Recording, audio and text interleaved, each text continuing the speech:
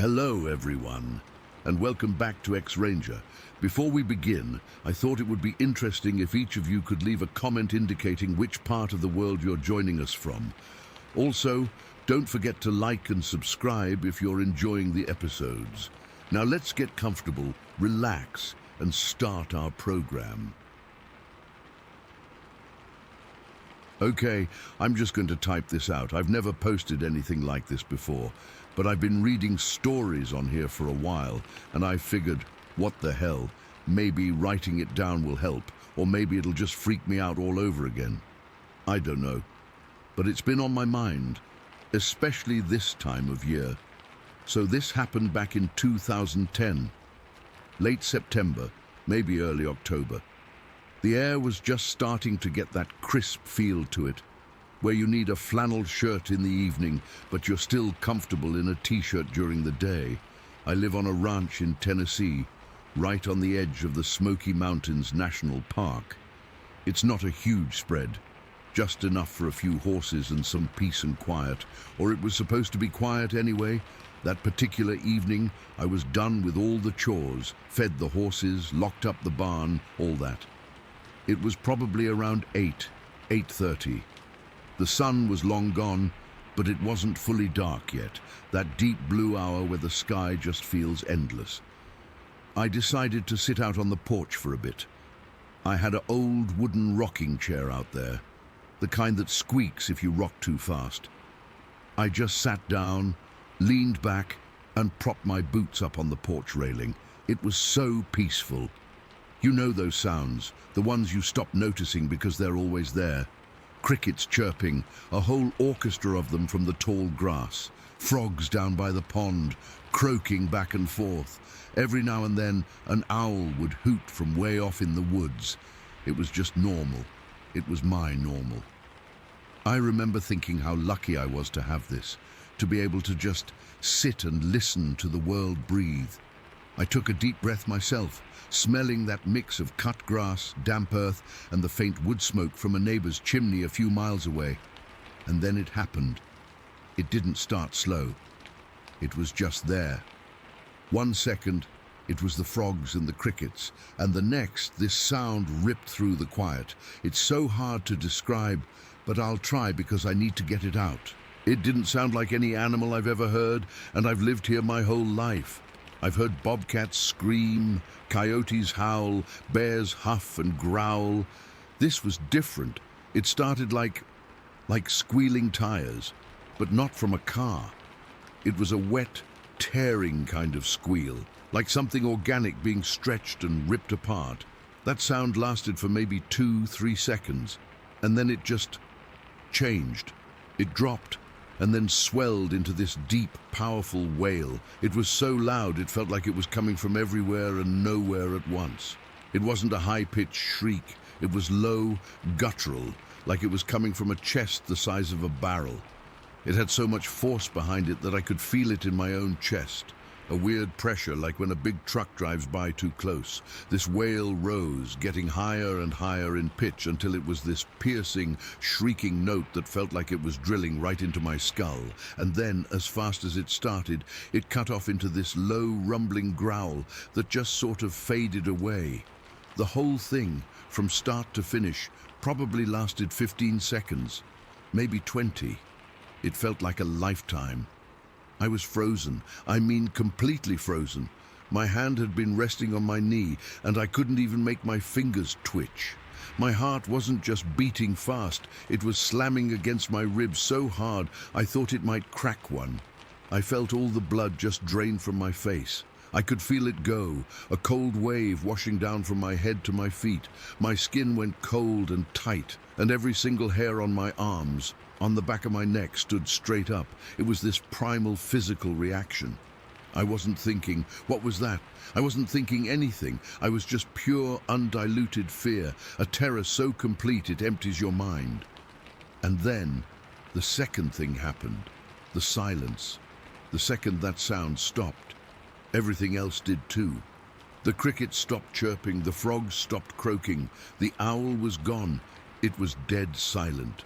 Not a quiet night, but a dead one. It was like the whole world had just shut off, like someone hit a mute button on nature. That silence was almost worse than the sound. The sound was a violation, but the silence was a threat. It was a listening silence. It felt heavy, pressing down on me. I remember my ears were ringing from the sudden absence of noise, or maybe from the adrenaline. I sat there in that rocking chair, not moving a muscle, for I don't know how long. A minute, 5. I was straining to hear anything, any little sound. Nothing.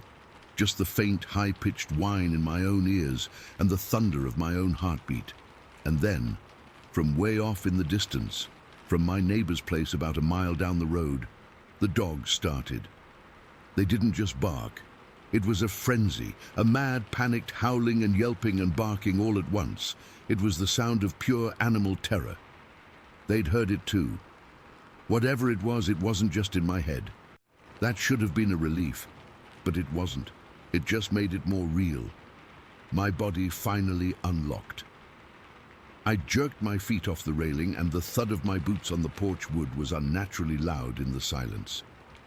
I stood up, my legs feeling like jelly, and I grabbed the porch post to steady myself. I was shaking, not a little tremble, but a full body shake, my teeth practically chattering. I scanned the tree line at the edge of my property. The woods were just a solid wall of blackness now. The blue hour was gone, replaced by a deep moonless dark. What had I just heard? My mind was scrambling, trying to find a box to put it in. A bear? No, not even a mad bear. A mountain lion. Their screams are high, like a woman. This was deeper, more complex. It had layers to it. It sounded intelligent, not just a noise of pain or anger. It sounded like a statement. I stumbled back into the house, my hands fumbling with the screen door latch. I slammed the main door shut and threw the deadbolt, something I almost never do out here. I went through the whole house, checking every lock on every window, my heart still hammering. I ended up in the living room, standing in the dark, just staring out the big picture window towards the woods. I didn't turn on any lights. I didn't want to be a target in a lit-up box. I stood there for what felt like an hour, just watching. The dogs had eventually quieted down, but the crickets and frogs didn't start up again, not for a long, long time. That unnatural silence held.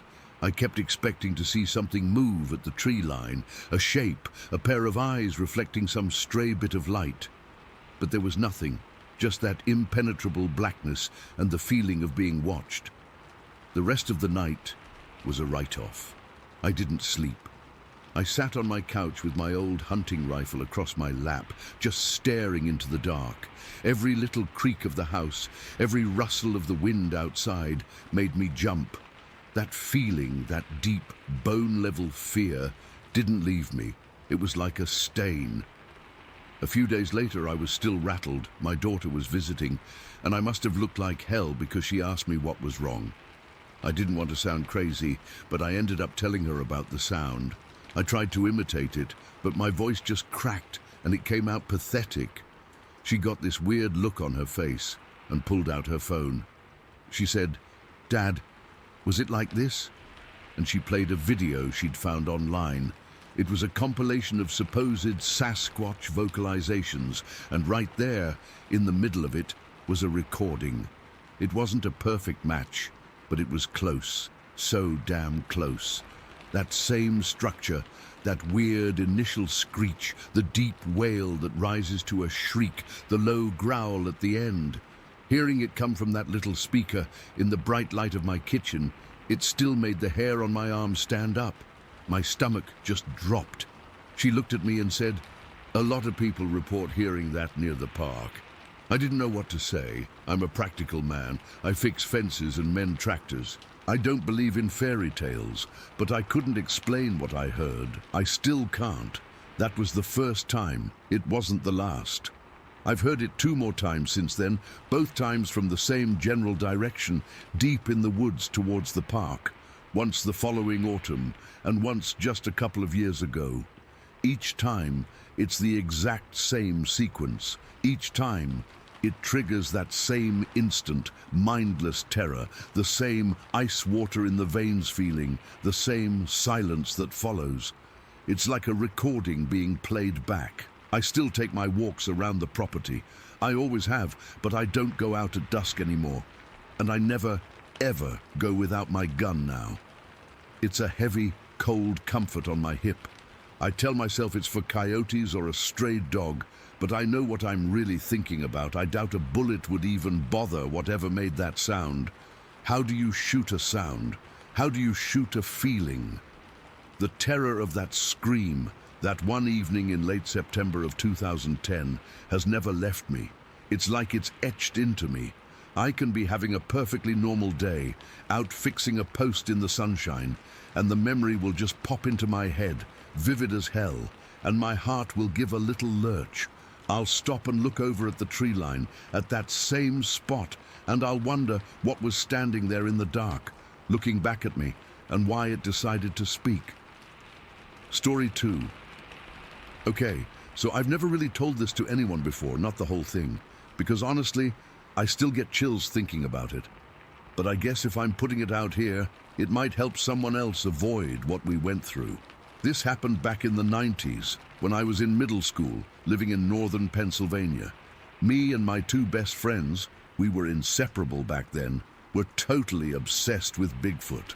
I mean, we'd read every book we could find, watched all those cheesy TV shows, and even started our own little club to explore the woods around our town. We'd spend hours after school just wandering, pretending we were on some grand adventure. Most of the time, it was just dumb kid stuff, you know. But one evening everything changed, and it's stuck with me ever since. It was a Friday, I think, because we didn't have school the next day, so we'd stayed out later than usual. The sun was starting to dip below the trees, casting long shadows that made the forest feel deeper and kind of eerie. We were cutting through the woods to get home. It was a shortcut we'd taken 100 times. But that day, it felt different. The air was cool, and there was this weird stillness, like the birds had all decided to shut up at once. We were joking around, talking about some Bigfoot sighting we'd heard about in town. This rumor of a white creature that people claimed to have seen. Honestly, we thought it was just a local legend, something to spice up our adventures. We were walking along this narrow path, the kind where the trees are so thick you can't see more than a few feet ahead. I remember the ground was soft under my sneakers, all damp from recent rain, and the smell of wet leaves and pine filled the air. My friends were a few steps ahead of me, laughing about something stupid, when suddenly we all stopped, because we heard it, this low, guttural grunt coming from off to our left. It wasn't like any animal I'd ever heard before. Not a deer or a bear. It was deeper, more deliberate. We froze, and I felt this cold knot form in my stomach. Then came this other sound, like something chewing, but loud and wet, like bones cracking. It was gross, and it made my skin crawl. We just stood there, not moving, not even breathing hard. I could hear my own heart pounding in my ears, and my hands started to feel clammy. One of my friends whispered, "What is that?" But none of us had an answer. The chewing sound stopped, and for a second it was quiet again. Then, out of nowhere, this howl ripped through the trees. It was so loud and piercing that we all jumped, and I swear I felt the hair on my arms stand up. It wasn't like a wolf or a coyote. It was deeper, more guttural, and it echoed in a way that made it seem like it was coming from everywhere at once. To try and break the tension, I made a joke. I said, "Maybe it's that white Bigfoot everyone's talking about." I forced a laugh, but it came out shaky, and my friends didn't join in. They just looked at me with wide eyes, and I could see the fear on their faces. We were all scared, but we didn't want to admit it. We started walking again, a bit faster this time, sticking close together. The path seemed to stretch on forever, and every little rustle in the bushes made us flinch. That's when we heard the growling. It was above us, in the trees. At first, I thought it was the wind or something, but no. It was a low, rumbling growl that seemed to vibrate through the air. We all looked up, but it was getting darker, and the canopy was so thick that we couldn't see much. My heart was racing now, and I could feel sweat trickling down my back, even though the air was cool. One of my friends grabbed my arm, his grip tight, and he whispered, "We need to get out of here." But we were too far in to turn back quickly. I had this cheap flashlight in my backpack, one of those big, clunky ones with weak batteries, and I fumbled to get it out. My hands were trembling so bad that I almost dropped it. When I finally switched it on, the beam was dim, but it cut through the darkness enough to see the lower branches. I pointed it upward, sweeping it slowly, and that's when I saw it. I still have nightmares about this part. Perched on a thick branch, way higher than it should have been able to get, was this thing. It was huge, at least 10 feet tall, covered in long, stringy white hair that looked almost glowing in the flashlight beam. Its eyes were red, like two coals burning in the dark, and they were fixed right on us.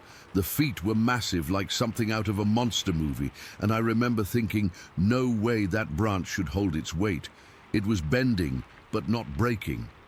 I screamed. I couldn't help it. It just tore out of me, and as soon as I did, the thing roared back. The sound was deafening, like a mix of a bear and something primal, and it made my ears ring. Then in one fluid motion it jumped down from the tree. The thud when it hit the ground was earth-shaking. I felt the vibration through my feet, and the impact sent a shower of leaves and dirt flying. It landed right behind me, so close that I could feel its hot breath on the back of my neck. It was warm and damp, and it smelled like rot and something metallic, like old blood. I was frozen, completely paralyzed with fear. I couldn't move, couldn't even turn my head. All I could do was stand there, feeling that breath on my skin, knowing that this thing was inches away. My friends didn't hesitate. They took off running, their footsteps pounding against the path, and I heard one of them yell my name, but it was distant, like it was coming from another world. I was alone with it. I could hear its breathing, heavy and raspy, and I felt its presence like a weight pressing down on me. I don't know how long I stood there, maybe only a few seconds, but it felt like an eternity. Then, just as suddenly as it had appeared, it moved. I didn't see it, but I heard this rustling sound, and when I finally managed to turn my head, it was already climbing back up the tree. The speed was impossible. It scaled the trunk like it was nothing, and in a blink, it vanished into the canopy. The woods went silent again, except for the sound of my own ragged breathing. I don't remember much about the walk home after that. My legs felt like jelly, and I kept stumbling over roots and rocks. Every shadow seemed to move, and I kept glancing over my shoulder, expecting to see those red eyes again. When I finally made it out of the woods, I saw my dad and my friends waiting by the edge of the road. My friends had run straight to my house and told him everything, and he'd come looking for me. He hugged me tight, and I could feel him shaking too. We didn't talk about what happened. Not then, not ever. We just went home, and that was it. We reconciled, I guess, because we were still friends, but we never brought it up again. It was like this unspoken agreement to pretend it didn't happen. But I know what we saw. It wasn't some peaceful, curious Bigfoot like in the stories. This thing felt malevolent, like it was toying with us. And ever since that day, I've had this deep-seated fear of the woods, especially at night. I don't go out there anymore, and I warn anyone who'll listen. If you go looking for these creatures, you might not like what you find. It's been years, but I still wake up sometimes feeling that hot breath on my neck, and I know it was real. I can't explain it, and I don't think I ever will.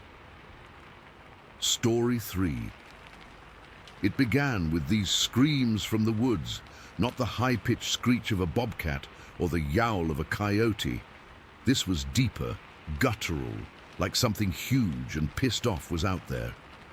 The first time I heard it, I was in bed, half asleep, and it jolted me awake. My heart was hammering against my ribs, and I just lay there, frozen, listening. It sounded close, maybe 100 yards into the tree line. I tried to tell myself it was just an animal, something I hadn't heard before, but my gut was screaming otherwise. Over the next few weeks, it kept happening, usually late at night or in the early hours of the morning.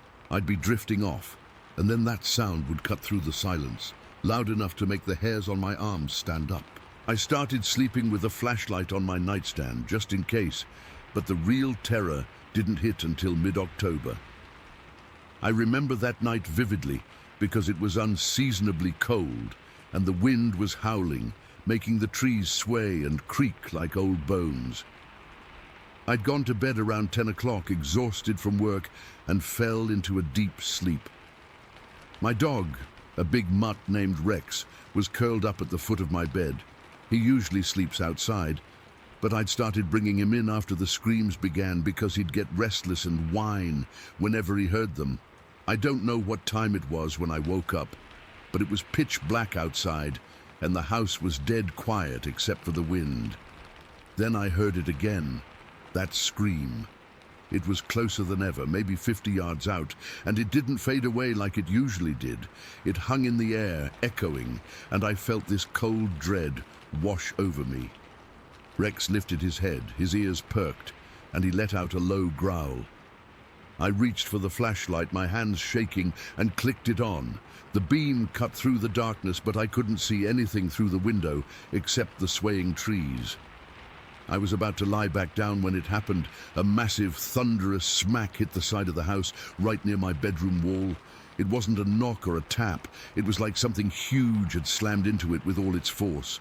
The whole wall shuddered, and I felt the vibration through the floorboards. I swear, my heart stopped for a second.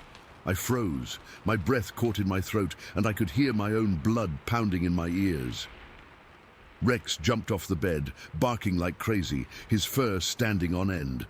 For what felt like an eternity, I just sat there, too scared to move.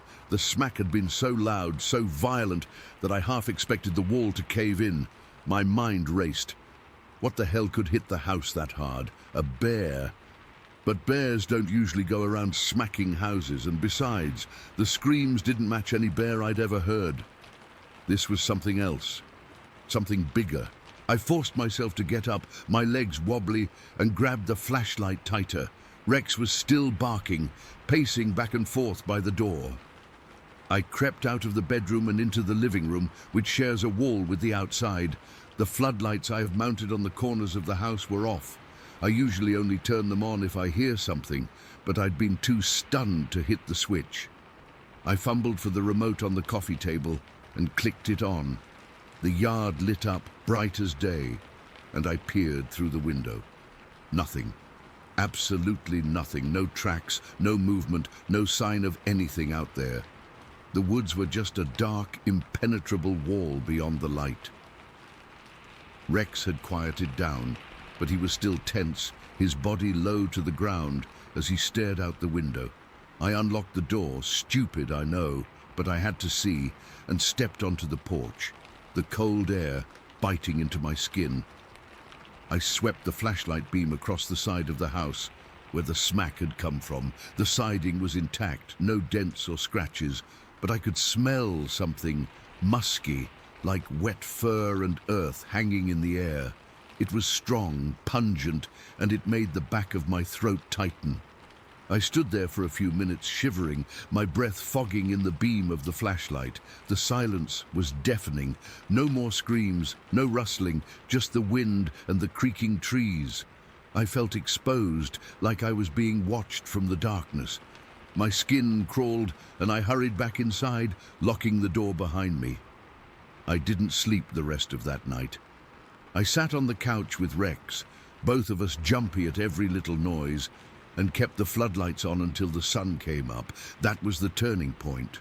From then on, I kept those floodlights on every night, no exceptions.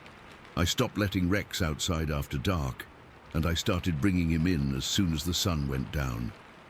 The screams continued intermittently over the next few weeks, sometimes closer, sometimes farther away, but they never stopped making my blood run cold. I'd be doing dishes or watching TV, and I'd hear it, that deep, guttural roar, and I'd freeze, my hands trembling, waiting for another smack that never came.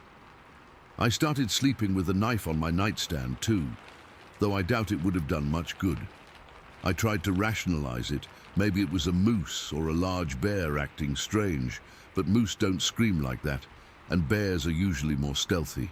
I even called a buddy who's a hunter, and he said it could be a fisher cat or something, but fisher cats aren't that big, and they sure as hell don't hit houses. The more I thought about it, the more I leaned toward the idea that it was a Bigfoot. I know how that sounds, like I'm some kind of nut job. But up here, in the Upper Peninsula, there are stories. People talk about sightings, about strange things in the woods. I never put much stock in it until now. The screams kept up through October, tapering off as November approached. Then, one day in early November, they just stopped. No warning, no final roar, just silence.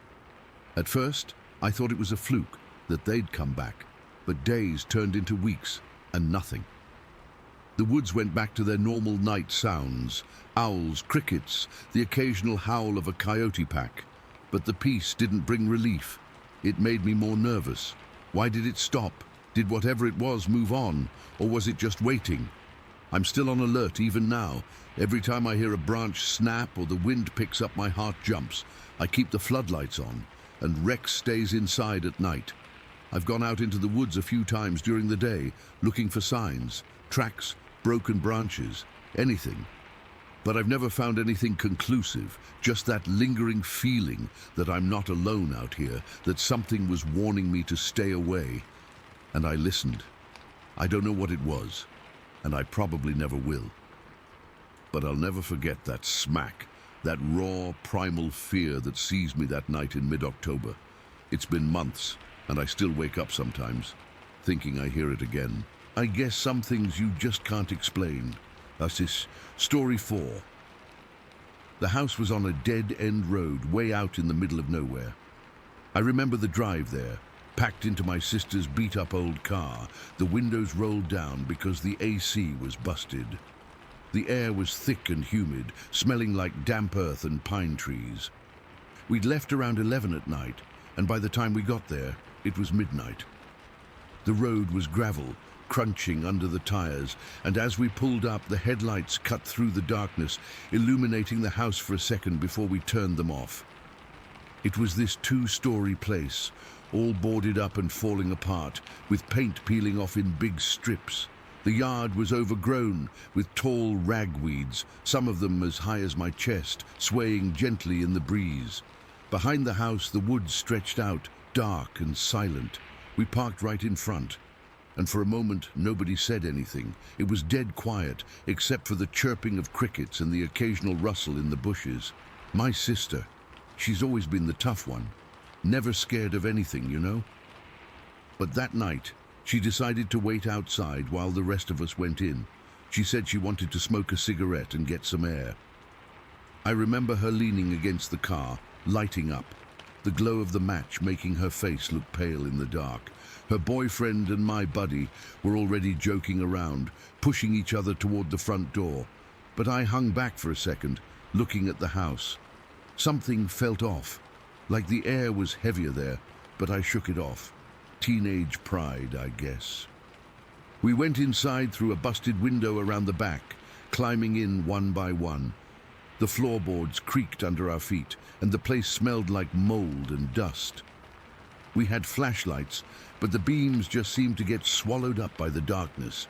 We were poking around in what must have been the living room, with old furniture covered in sheets, when we heard it. It started as a low, rustling sound from outside, like something big moving through the weeds. At first, I thought it was just an animal, maybe a deer or a raccoon. But then it got louder, and we all stopped talking. My buddy whispered, "What was that?" But before anyone could answer, we heard my sister scream. It wasn't just a yell. It was this blood-curdling shriek that cut right through me. I felt my heart jump into my throat, and without thinking, we all bolted for the door. We scrambled out the way we came, tripping over each other, our flashlights bouncing wildly. When we got outside, my sister was standing by the car, but she wasn't leaning against it anymore. She was rigid, her hands shaking, and her face was white as a sheet. She was breathing in these ragged gasps like she'd just run a mile. I ran up to her, asking what happened, but she could barely get the words out. Her eyes were wide, fixed on the spot where the ragweeds met the tree line. She kept stammering, pointing, and finally she managed to say that something had charged at her. She said it was massive, covered in black hair, and it was running on two legs straight toward her from the weeds. It was so fast, she said, and it came right up to her, like it was going to tackle her. But at the last second, it veered off and disappeared into the brush. I remember the chill that ran down my spine. Her boyfriend tried to calm her down, putting an arm around her, but she shoved him away, still trembling. She kept repeating, "It was huge, taller than me, even when it was hunched over." She described how it used its arms to push through the plants like it was parting them, and the sound it made, this low, guttural grunt that wasn't like any animal I'd ever heard. I looked over at the ragweeds, and they were still swaying, like something had just passed through. The hairs on my arms stood up, and I could feel my own heart hammering against my ribs. My sister is not the type to exaggerate. She's the one who laughs off horror movies and dares us to do stupid stuff. But right then, she looked genuinely terrified, and that scared me more than anything. We didn't stick around to investigate.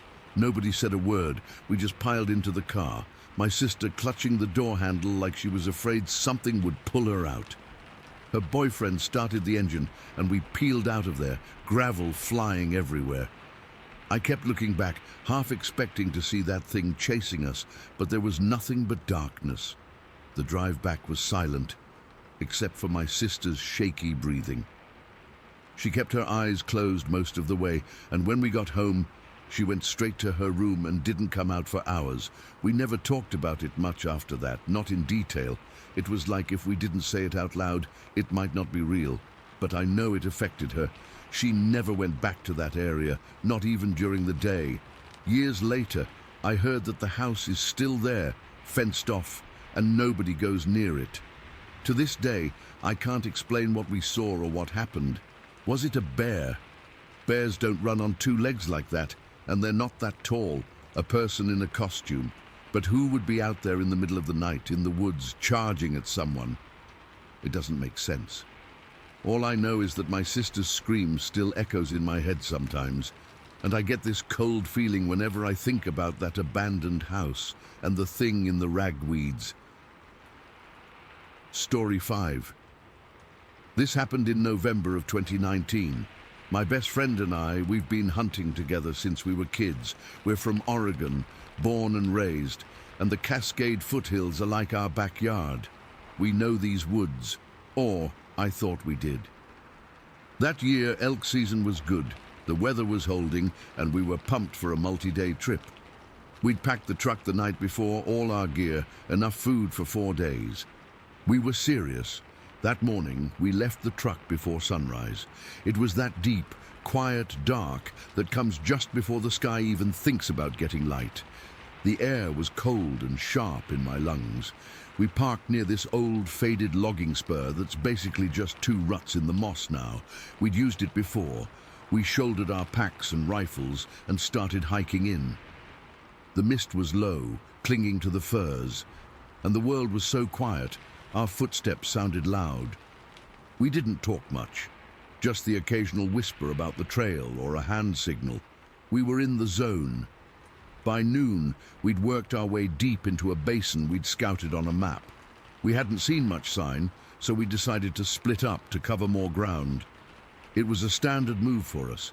He'd take the north ridge, I'd take the south one, and we'd meet up later near a big meadow we knew was a few miles east. We checked our radios, did a quick sound check. His voice crackled back. "See you in a few hours. Don't get lost." I remember laughing quietly. I watched him disappear into the trees, and then I turned and started up my own ridge. The forest on my side was thicker, darker. The canopy was so dense it felt like evening, even though it was the middle of the day. The silence was different too. It wasn't the peaceful quiet of the morning. This was a heavy, waiting kind of silence, like the whole forest was holding its breath. I remember feeling a little uneasy, but I chalked it up to being alone in such a deep stretch of woods. You get spooked sometimes. It's normal. After about an hour of slow, careful hiking, I stopped to drink some water. I was leaning against a big cedar, my rifle propped next to me, just taking a breather. The silence was absolute. No birds, no wind, nothing. And then I heard it. My name. It was spoken clearly. Not shouted, just said, like someone trying to get my attention without being too loud. It came from behind me, maybe 20, 30 yards back the way I'd come. The voice, it was familiar. It sounded like my friend's voice. But it was off. It's hard to explain. It was like hearing his voice through a bad phone connection or from underwater. There was a distortion to it, a weird hollow quality that made the hair on my arms stand up instantly. A full-body chill just ran right through me. My first thought was that he'd circled around, found some elk sign, and was trying to get me quietly. So I turned around, cupped my hands around my mouth, and called back, not too loud, "Hey, you over here?" Nothing.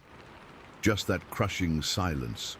I stood there for a full minute, listening so hard my ears started to ring.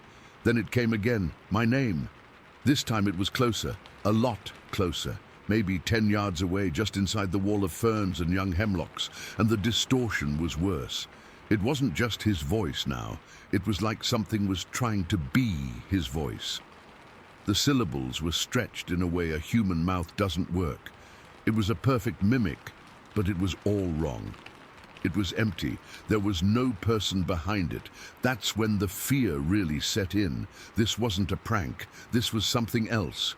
My heart was hammering against my ribs. I slowly, carefully picked up my rifle. The familiar weight of it was the only comforting thing in the world right then. I flipped the safety off. The click sounded like a gunshot in the quiet. I turned in a slow circle, my boots silent on the soft duff, my eyes scanning every shadow, every cluster of trees. I saw nothing, absolutely nothing, but the sound had been right there. I could have thrown a rock and hit it. My radio crackled to life, making me jump. It was my friend. "Hey, you see anything over there? I'm coming up on the meadow." My throat was so dry I could barely speak. I keyed the mic, my voice a shaky whisper. "Did you just call my name?" No.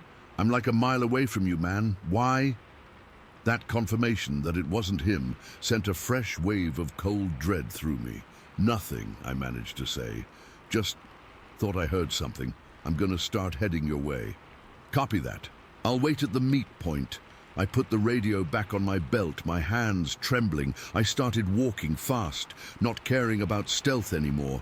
I just wanted to get to that meadow. I wanted to see another human being.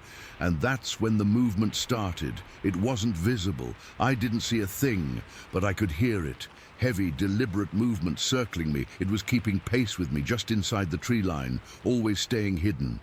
I'd hear the crunch of a branch to my left. I'd spin, rifle up, and see nothing.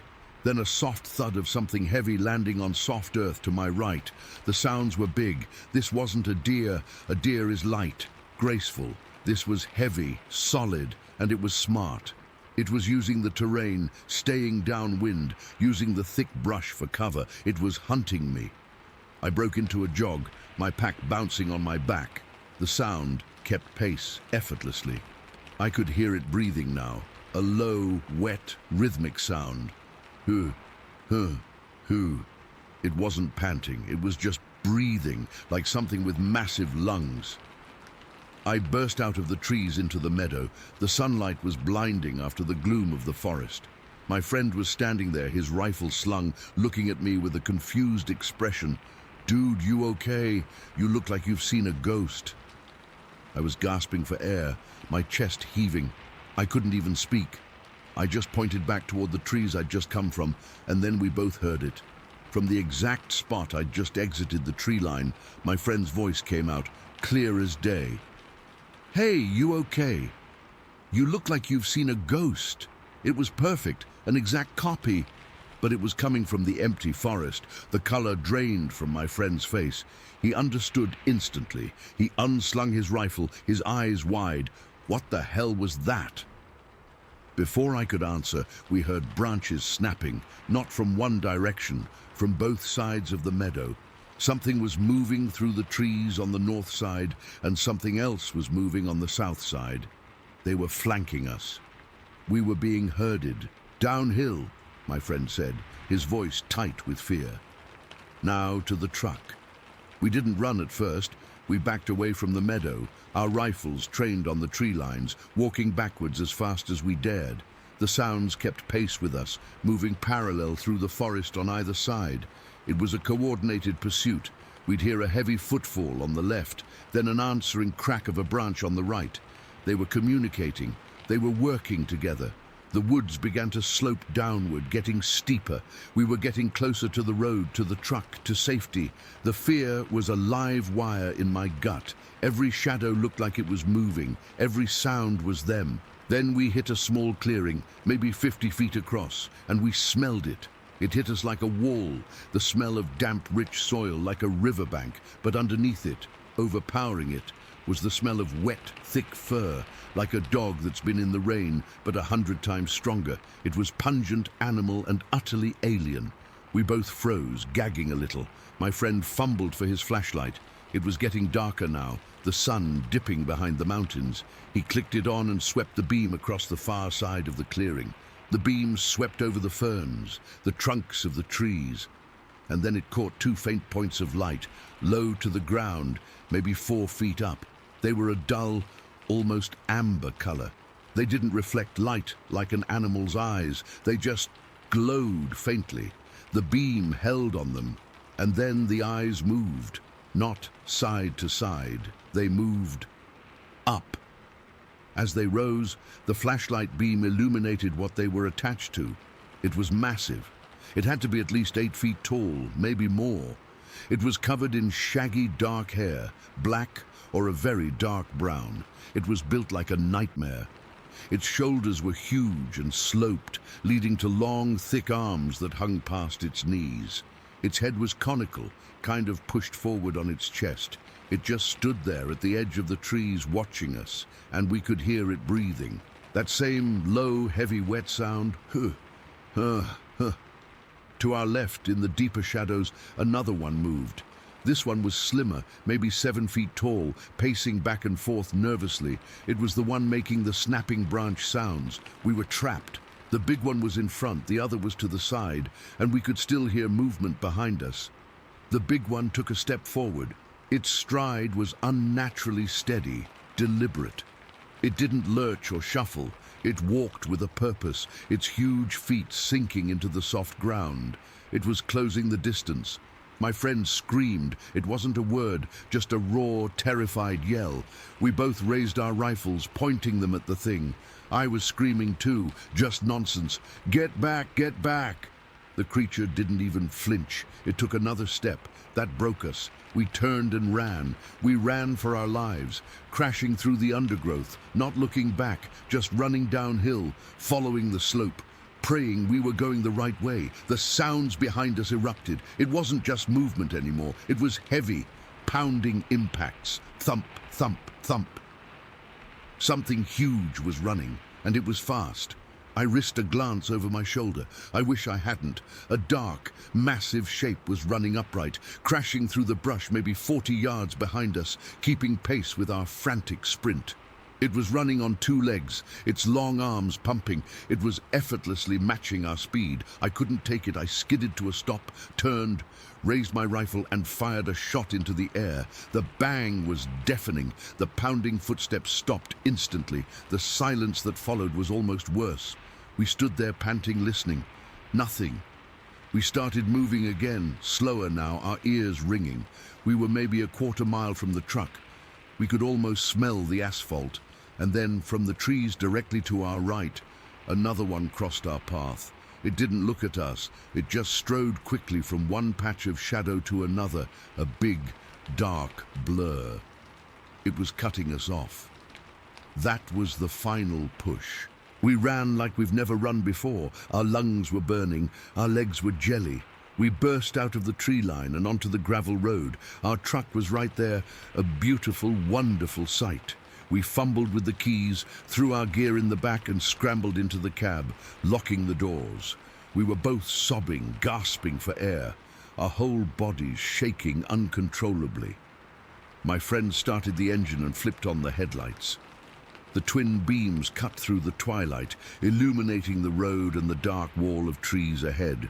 And there, at the very edge of the light, it stepped out. It was the big one. It stood there, fully in the open now, on two legs. It was even bigger than I'd thought. Its hair was long and matted, and its eyes, they weren't amber anymore. In the headlights, they glowed a faint, hellish red. It took one slow, deliberate step towards the road, towards us. It stopped. It just stood there, looking at us. Not angry, not threatening, just looking, like it was making sure we saw it, like it was letting us know this was its place. And then it just turned and melted back into the shadows between one blink and the next. Gone. We sat there for a full minute, not speaking, just staring at the empty spot where it had been. Then my friend slammed the truck into gear, spun it around, and we flew down that logging road like demons were on our tail. We went back the next morning with two other guys, armed to the teeth in broad daylight. We were quiet the whole drive. We found the spot where we'd seen it in the headlights, and there, in the soft mud at the edge of the road, was a single footprint. It was huge, long like a human's, but way broader. It was deep. And a few feet away, we found a young alder tree about as thick as my forearm, snapped in half, clean. The break was fresh. We looked at each other, didn't say a word. We got back in the truck and left. We never went back to that part of the foothills again. We don't even talk about it much. What is there to say? It wasn't just an animal. Animals don't mimic voices. Animals don't hunt in coordinated teams. Animals don't look at you with that kind of knowing. That was something else. Something that lives in those deep, dark woods. Something that owns them. And I think it just wanted us to know that... Story 6. Hey everyone, I've been sitting on this for over 20 years now, and I still get chills thinking about it. I've never posted about it online before, but I figured if anyone would get it, it's this community.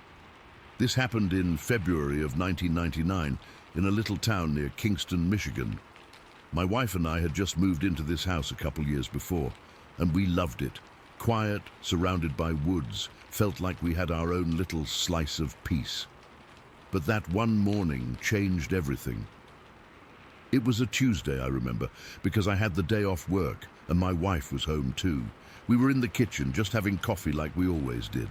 The sun was up, but it was one of those cold, grey February mornings where the sky looks like it's made of steel. The ground was frozen solid from a cold snap we'd had the week before, so everything outside was hard and silent. No snow that day, just this brittle frost covering the grass and trees. We were sitting at the table by the window that looks out into the backyard, which slopes down into a thick patch of woods. It's not deep wilderness or anything, but it's dense enough that you can't see too far in, especially in winter when the leaves are gone, but the shadows are long. I was sipping my coffee, feeling the warmth seep into my hands, and my wife was talking about something. Maybe what we were going to do that weekend. I don't remember exactly. My eyes drifted out the window, just scanning the tree line out of habit. That's when I saw it. At first, I thought it was a trick of the light, or maybe a deer standing up on its hind legs or something. But it wasn't. This thing was tall, way taller than any person I've ever seen. I'd say it was at least 7 or 8 feet tall, but it's hard to judge distance in the woods. It was pitch black, like someone had cut a shape out of the darkness and set it moving. Not like a shadow, but solid, like it had weight to it. It was walking upright, but with a forward lean, like it was hunched over slightly, and its arms were swinging in a smooth, almost rhythmic way. The movement wasn't jerky or animal-like. It was fluid, like it knew exactly where it was going. It stepped between the trees, and for a second I could see its whole silhouette against the pale gray of the frozen ground. My heart just dropped. I froze, my coffee mug halfway to my mouth, and I couldn't look away. It moved behind a big oak tree, and I kept staring, waiting for it to come out the other side, but it didn't. It just vanished. The whole thing lasted maybe 5 seconds, but it felt like an hour. I must have made some noise or something, because my wife asked me what was wrong. I turned to her, and my hands were shaking so bad I had to set the mug down. I told her, "I just saw something out there." She leaned over to look, but by then there was nothing. She said, "What, a deer?" But I shook my head. I described it to her. The height, the color, the way it moved. She kind of laughed it off at first, said I was probably seeing things because I was tired or something, but I knew what I saw. My stomach was in knots, and I could feel this cold sweat on the back of my neck. It wasn't fear, like when you hear a noise at night. It was deeper, like my whole body knew something was wrong. I stood up and went to the window, pressing my face against the cold glass to see better. The woods were dead quiet. No birds, no wind, nothing. Just that eerie stillness you get on really cold days. I told my wife I was going out to check. She didn't like that idea. She said to just let it go, that it was probably nothing. But I couldn't. I had to know. I went to the closet and grabbed my rifle. I'm not some gun nut or anything, but we live out in the country, and I keep it for safety, mostly for coyotes or whatever. Loading it, my fingers were so clumsy I almost dropped the bullets. My heart was pounding in my ears, and I could feel this tightness in my chest, like I couldn't take a full breath. I put on my boots and jacket, didn't even bother with gloves, and stepped outside. The cold hit me like a wall, that dry, biting cold that makes your skin ache. The air was so still it felt heavy. I walked slowly across the backyard, my boots crunching on the frozen grass. Every little sound made me jump. A twig snapping under my foot, the rustle of my jacket. I kept my eyes glued to the spot where I'd seen the thing, about 50 yards into the woods. The trees were mostly bare, so I could see pretty far, but there were still enough trunks and shadows to hide something. As I got closer, I started scanning the ground for tracks. That was the first thing I thought of. If it was real, it had to leave footprints, right? But the ground was frozen solid, hard as concrete. I knelt down and ran my hand over the dirt and leaves. Nothing. Not a dent, not a scratch. It was like nothing had ever been there. I stood up and looked around, my breath puffing out in white clouds. The woods felt different now, darker even though it was morning. The trees seemed to close in around me, and I had this overwhelming feeling that I was being watched. I can't explain it, but it was a physical sensation, like pins and needles on my skin. I raised the rifle, not aiming at anything, just holding it ready, and took a few steps deeper into the woods. My heart was racing so fast, I thought I might pass out. I kept expecting to see it again, maybe peeking out from behind a tree, but there was nothing, just the same quiet, the same cold. I walked in a small circle, checking every direction, but it was useless. After about 10 minutes, I gave up and headed back to the house. My legs felt weak and I was shivering, but not just from the cold. It was that adrenaline crash, you know? When you're so scared, your body just gives out. When I got inside, my wife was waiting by the door, her face pale. She asked if I found anything, and I just shook my head. I told her about the frozen ground, how there were no tracks. She didn't say much, just hugged me, and I could feel her trembling too. We spent the rest of the day jumpy, looking out the window every 5 minutes, jumping at every little noise. I tried to rationalize it. Maybe it was a bear walking weird, or a person in a dark coat. But bears don't walk upright like that, not for long. And why would anyone be out there in the woods behind our house moving that smoothly? And the size, it was too big for a person, way too big. The terror didn't come from thinking it was a monster or anything like that. It was the not knowing, the way it moved, so effortless, like it belonged there more than we did, and the fact that it was pitch black, no features, just this dark shape gliding through the trees. I've spent a lot of time outdoors, hunted, camped, seen all kinds of animals, but nothing like that. It didn't run, it didn't stumble, it just moved and then it was gone. We didn't talk about it much after that day. My wife kind of brushed it off, said it was probably a trick of the light, and I let her think that because I didn't want to scare her more, but I couldn't forget it. For weeks, I'd wake up in the middle of the night thinking I saw something outside the window. I started sleeping with the curtains closed, which I never used to do. Every time I went outside, especially near the woods, I'd get this prickly feeling on the back of my neck, like I was being watched. It faded over time, but it never really went away. I've never seen it again, not in all these years. We still live in the same house and nothing else weird has happened, but that memory is stuck in my head, clear as day. Sometimes, when I'm out in the yard on a cold morning, I'll catch myself staring into the woods, half expecting to see it again. I don't know what it was. Maybe some kind of animal I've never seen or something else. I've read stories online about similar things, Bigfoot or whatever, but I don't like to put a label on it. All I know is what I saw, and it scared the hell out of me. Writing this down, my hands are still a little shaky. It's like reliving it all over again.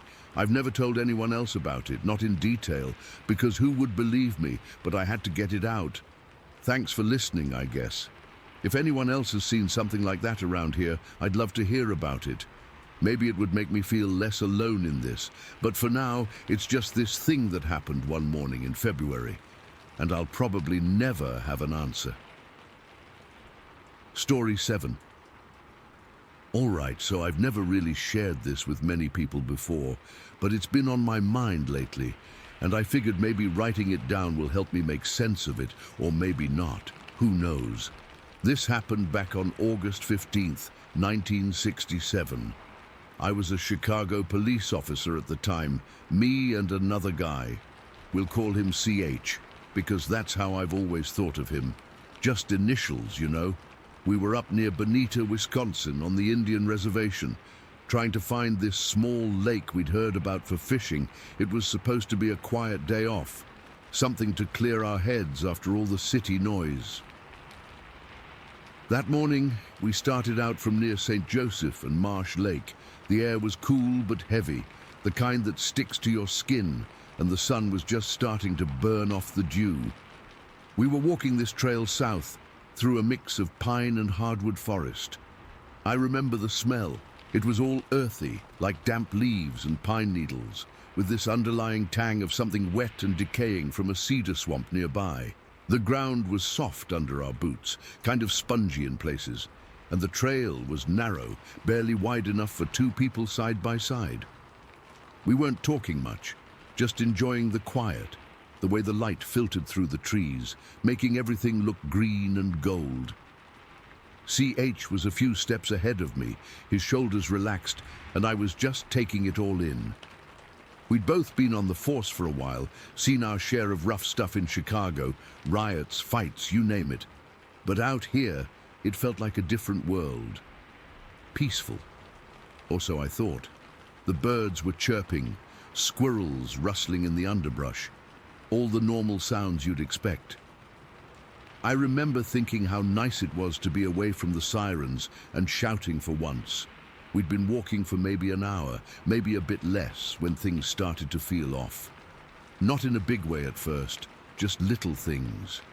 The birds went quiet. I didn't notice it right away, but when I did, it sent a little prickle down my spine. CH must have felt it too, because he slowed down and glanced back at me, his eyebrows raised. I shrugged it off, figuring maybe a hawk had flown over or something. But then the air got still, like everything was holding its breath, and that's when it happened. Out of nowhere, this scream ripped through the forest. I'm not talking about a loud noise. I'm talking about something that felt like it was tearing the world apart.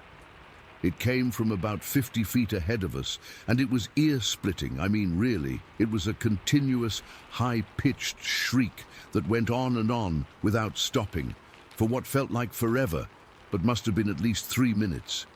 I've been in riots where people are screaming, bottles breaking, cops shouting, but this was louder than any of that. It was so loud I could feel it in my body, like a vibration in my bones, in my teeth. My ears were ringing, and for a second I thought my eardrums might burst. At the same time, the trees started shaking. Not just a little sway. I'm talking about tall birch trees, maybe 30, 40 feet high, whipping back and forth like they were in a hurricane. Then came the cracking sounds, sharp and explosive, like gunshots. Branches were snapping, and whole trees were breaking, getting torn apart by something with immense force. I could see it happening right in front of us, the wood splintering, leaves and debris flying everywhere. It was chaos, pure and simple. My heart was pounding so hard I could feel it in my throat. Adrenaline shot through me, that fight or flight response kicking in. But there was no fighting this. Whatever it was big and it was angry. CH and I just froze for a second, staring at each other, eyes wide.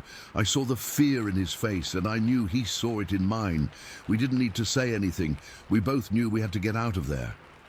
We turned and ran. Not a jog, but a full-on sprint back north on the trail the way we'd come. My legs felt like jelly, but I pushed through, my boots slipping on the wet leaves. I could hear my own breathing, ragged and loud, and CH's footsteps right behind me. But the thing, whatever it was, didn't stop. It kept following us, not on the trail, but on a parallel ridge to our left. I could hear it moving through the trees. This heavy, crashing sound, and the screaming never let up. It was like it was keeping pace with us, maybe even toying with us. As we ran, I glanced over and saw the trees on that ridge shaking and breaking too. It was like a path of destruction was being carved out alongside us. The sound of wood snapping mixed with that ungodly scream, and it was all I could do not to trip and fall. My mind was racing, trying to make sense of it. Was it an animal? But what animal could do that? Bears don't scream like that, and they sure as hell don't break trees like twigs. This was something else, something I'd never encountered. We kept running for what felt like miles, but it was probably only about 200 feet. The trail was uneven, with roots and rocks trying to trip us up, and my lungs were burning. I could taste the fear, metallic and sour in my mouth. CH was right there with me, his face pale, sweat dripping down his temples. We didn't look back, not once. I was too scared of what I might see. Then, just as suddenly as it started, the sounds began to fade. The screaming tapered off into this eerie silence, and the tree breaking stopped. We slowed down, panting, and finally came to a halt near a cluster of pines. I leaned against a tree, my hands shaking, and tried to catch my breath. CH was doing the same, his chest heaving. We both stood there for a minute, just listening. Nothing. No birds, no wind, nothing. It was dead quiet, like the forest itself was holding its breath again. I looked at CH and he looked at me. Neither of us said a word. What was there to say? We were both cops, used to handling scary situations, but this was beyond anything we'd ever trained for. My clothes were soaked with sweat, and I could feel a cold dread settling in my stomach. We checked each other over. No injuries, just shaken to the core. I remember my hands were trembling so bad I had to clench them into fists to stop it. We stood there for what felt like a long time, maybe 10 or 15 minutes, just waiting, listening. The normal sounds of the forest slowly started to return. A bird chirped somewhere, a squirrel chattered, but it didn't make me feel any better. If anything, it made it worse, because it highlighted how wrong that other noise had been. We decided to head back the way we came, but we moved slowly, cautiously, every little sound making us jump. As we walked, I started thinking about what the local Menominee people had told us before we headed out. They'd mentioned something large and strange in the area, something to be careful of. At the time, I'd brushed it off as superstition or local legend, but now it all made sense. They knew. They'd tried to warn us, and we hadn't listened. I felt a chill run down my spine, and I knew right then that I'd never come back to this place. Not ever. We made it back to the car without any more incidents, But the drive home was quiet. Neither of us talked about what happened. It was like if we didn't say it out loud, it might not be real. But it was real. I could still feel that scream echoing in my bones, and every time I closed my eyes, I saw those trees breaking. For years, we kept it to ourselves. Who would believe us? We were cops. We're supposed to be rational, not talking about monsters in the woods. But I've never forgotten that day. It stuck with me, like a shadow I can't shake. Even now, all these years later, I'll sometimes wake up in the middle of the night, hearing that scream in my dreams, and I still don't have any answers. Whatever it was beyond ordinary, something I can't explain, and I doubt I ever will. Story 8. Okay, I'll try to write this out the way it happened. I'm still not great at talking about it, and my hands are a little shaky even now, years later, but I'll do my best. It's one of those things that just sticks with you, and no matter how much time passes, the feeling in my gut when I think about it is exactly the same. This was back in 2007. I was living in Morton, Indiana, in this old house my granddad left me. It's pretty isolated, surrounded by woods on 3 sides, with a big yard out back that slopes down into a field before the trees really take over. I'd gotten used to the quiet, the sounds of coyotes at night, the occasional possum or raccoon rummaging around the trash cans. Normal stuff.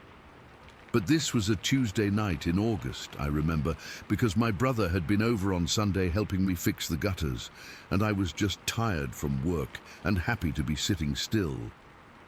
It was hot. The kind of humid Indiana heat that makes your shirt stick to your skin even after the sun goes down. I was out on the porch, just sitting in this old rocking chair, not really rocking, just leaning back and listening to the crickets. Must have been around 10:30 at night. I had a glass of iced tea next to me, sweating almost as much as I was. The porch light was off because the bugs were already bad enough, and I liked looking at the stars when the sky was clear. It was a clear night. The first thing that was off was the sound from the apple trees. We have these 2 old apple trees off to the left of the porch, maybe 50 feet away, near the edge of the woods. They're gnarled and don't produce great fruit anymore, but I keep them for the shade. At first I thought it was kids. Sounded like kids climbing in the trees, you know? The rustle of leaves, the creak of a branch, a kind of clumsy, fumbling movement. It wasn't the light, graceful sound of a raccoon. Raccoons are quiet. This was heavier, clumsy. I sat up a little straighter, listening hard. The sounds kept going. A rustle, then a snap of a twig. Then what sounded like a branch being pulled down and released, making a swishing sound. I felt a little spike of irritation. I didn't like the idea of kids messing around on my property that late. It was a school night, for crying out loud. So I stood up and shouted, "Hey, get out of there!" My voice sounded too loud in the quiet. And the second I shouted, the sound stopped, not like they faded away. They just stopped dead. Complete silence. The crickets had even stopped. That was the first real chill I felt. The first sign that maybe this wasn't kids. The silence was heavier than the noise had been. It was a thick, waiting kind of silence. Then, from right under the canopy of the bigger apple tree, I heard this heavy, solid thump. It was the sound of something heavy dropping to the ground from a few feet up. Not a fall, but a deliberate drop, like if you jumped off a kitchen counter and landed on both feet. A solid, weighty impact. Then I heard it walking. It wasn't the pitter-patter of a deer. Deer hooves make a distinct, sharp sound on dry ground. This was different. It was a slow, heavy bipedal walk, 2 feet. Thud, shuffle, thud. It sounded big. Each step had a weight to it that made my stomach clench. It was walking away from the trees down the slope toward the thicker woods. I stood there on the porch, frozen, just listening to those steps recede. They didn't sound hurried or panicked. They were slow, deliberate, and they faded into the darkness until I couldn't hear them anymore. The crickets started up again a minute later. I let out a breath I didn't realize I'd been holding. My heart was thumping against my ribs. I tried to rationalize it. A bear? We don't have bears around here, not in Morton. A person, maybe some drunk guy from the road, but the way it moved, the sheer weight of those steps, it didn't fit. I stood there for another 10 minutes, just staring into the darkness, but nothing else happened. I finally went inside, locking the door behind me, feeling stupid for being so spooked. Inside, my dog, Buddy, a big old golden retriever, was asleep on the rug. He lifted his head and wagged his tail when I came in. I felt a little better seeing him. I got a drink of water, tried to shake the weird feeling, and decided to just go to bed. I figured I'd call the sheriff in the morning if I found any damage to the trees, but I couldn't sleep. I just lay in bed, staring at the ceiling, listening. The house was quiet. Around what must have been an hour later, maybe close to midnight, Buddy, who was sleeping at the foot of my bed, suddenly lifted his head. His ears pricked up. He let out a low growl, deep in his throat. "Buddy, what is it?" I whispered. He never growled. He jumped off the bed, his nails clicking on the hardwood floor, and trotted out of my bedroom and down the hall toward the living room. I got up and followed him, my skin already starting to crawl. He went straight to the big glass patio door that looks out onto the backyard. He was standing stiff-legged, his tail straight out, and that low growl turned into a full-on bark, not his happy bark. This was a sharp, scared, aggressive bark. The hair on his back was standing straight up. "Buddy, quiet," I said, but he wouldn't stop. He was fixated on something outside. My heart was right back in my throat. I didn't want to look. I really didn't, but I had to. I walked slowly toward the door, my bare feet cold on the floor. The curtains were open. The moon was out, casting a pale, silvery light over the yard. It wasn't bright, but it was enough to see shapes, outlines. At first, I didn't see anything, just the familiar slope of the yard, the dark shapes of the apple trees off to the left, the field beyond. Buddy was barking at something straight out, not to the side. I peered into the gloom, my eyes straining. And then I saw it. It was standing maybe 40 feet from the glass door, right in the middle of my lawn. It was massive, just a huge black ape-shaped silhouette against the slightly lighter darkness of the field behind it. It was absolutely motionless. It looked like it was made of shadow, but a solid, dense shadow. It had no neck that I could see. Its head just seemed to sit directly on these enormous, rounded shoulders. The outline was bulky, top-heavy, like a powerful weightlifter. It was just standing there, facing the house, facing me. My breath caught in my chest. I couldn't move. I couldn't even blink. Buddy was going insane beside me, barking and scratching at the glass, but the thing didn't react. It didn't move a muscle. We stared at each other. I was looking right at it, and I knew. It was looking right back at me. Those seconds felt like hours. My brain was screaming, trying to process what I was seeing and coming up with nothing. It wasn't a bear. It wasn't a man in a suit. It was just wrong. Everything about its proportions was wrong. Then, without any warning, it turned. It didn't spin around like a person would. It was smoother than that. It just pivoted on its feet, its whole massive upper body turning as one unit, and it started to walk away, but it didn't walk into the darkness. It seemed to melt into it. 1 second it was a solid black shape, and with a few strides it was just gone, absorbed by the night. It didn't make a sound. The second it disappeared, Buddy stopped barking. He whined, tucked his tail between his legs, and backed away from the door, hiding behind my legs. I stood there, trembling all over. My hands were shaking so bad I had to clench them into fists. I finally stumbled to the phone and called the sheriff's office. My voice was a shaky mess. I told the dispatcher there was something in my yard, a big animal, and I didn't know what it was. She was calm, said they'd send a car out. While I was waiting, leaning against the wall and trying to calm down, the memory hit me, the real terror moment. It wasn't the staring, that was bad, but it was static, What I remembered next was dynamic, and it flooded back with a clarity that made my knees weak. When I had first stepped outside after hearing the noises in the apple trees, I hadn't just stood on the porch. After I shouted and heard the thing drop and walk away, I had actually taken a few steps off the porch onto the grass, peering into the darkness, trying to see what it was. I'd completely blocked this part out until right then. When I stepped onto the grass, I saw it. It was standing near the apple trees, about 30 feet away, just a tall, dark shape. And the second it saw me step off the porch, it charged. It didn't roar. It didn't make a sound. It just came at me. It covered that ground so fast, it was barely believable. It wasn't a run. It was a powerful, lunging sprint, eating up the distance in seconds. Its movement was fluid and terrifyingly fast for something so big. It closed the gap from 30 feet to maybe 20 feet in what felt like a single heartbeat.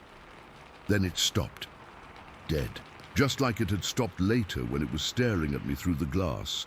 It went from a full-on charge to a complete, motionless halt in an instant. It was so close I could feel the air move. I could smell it, a musky, wet dog foul smell that made my stomach turn. It stood there for a split second, so close I could see its shape more clearly. It was covered in hair, dark and matted. Its arms were long. Its face, I couldn't make out features, just a darkness under a heavy brow. Then it turned and ran off, not back into the woods, but across the field, its movements powerful and silent, vanishing into the night. That was the moment. The charging, the sudden, silent aggression, the sheer, heart-pounding, gut-wrenching fear of seeing this massive thing coming right at me, knowing there was nothing between me and it but 20 feet of air, and knowing it could cover that distance before I could even turn around. The fear was so immediate, so physical, it felt like my heart was going to explode. I had literally frozen, my feet rooted to the spot, my body screaming at me to run but completely unable to move. The sheriff's deputy came. He was nice enough. He walked around the yard with a flashlight, found nothing, no tracks. The ground was too dry. He said it was probably a bear, even though I told him it wasn't. He said maybe a large coyote. I didn't argue. What was I going to say? I knew what I saw. I knew how fast it moved. After he left, I couldn't sleep. I sat on the couch with all the lights on, Buddy pressed against my side, shaking. I started piecing things together. A few nights before this, I'd seen something moving fast across the far end of the field at dusk. I'd thought it was a deer, but it was running on 2 legs. It was just a blur, and I dismissed it. And I remembered hearing from a guy at the gas station a week earlier that his cousin had seen some big, dark thing near the creek a few towns over. At the time, I'd laughed it off. A couple days later, when the daylight made me feel braver, I went into the woods. I didn't go far, just to the edge of the tree line behind my property. And I found something. In a thicket, hidden under some low-hanging pine branches, there was a nest. That's the only word for it. It wasn't a pile of leaves. It was a deliberate structure, a sort of platform made of broken branches woven together, about the size of a large bed. The branches were snapped, not cut, and in the middle of it, there was a patch of matted, coarse black hair stuck to the broken wood and some dried leaves. It was the same smell, that musky animal smell, faint, but still there. I just stared at it. My blood ran cold. It was proof. Real, physical proof that I wasn't crazy. I didn't touch it. I just backed away and ran back to the house. The next day, I got my brother to come over. I didn't tell him what I'd seen, just that I'd found something weird in the woods and wanted him to see it. I led him back to the spot. It was gone. The structure was completely dismantled. The branches were scattered as if they'd never been woven together. The matted hair was gone. There was nothing there, just a normal-looking patch of forest floor. My brother looked at me like I was losing it. "What was supposed to be here, man?" he asked. I just shook my head and said, "I don't know. I guess it was nothing."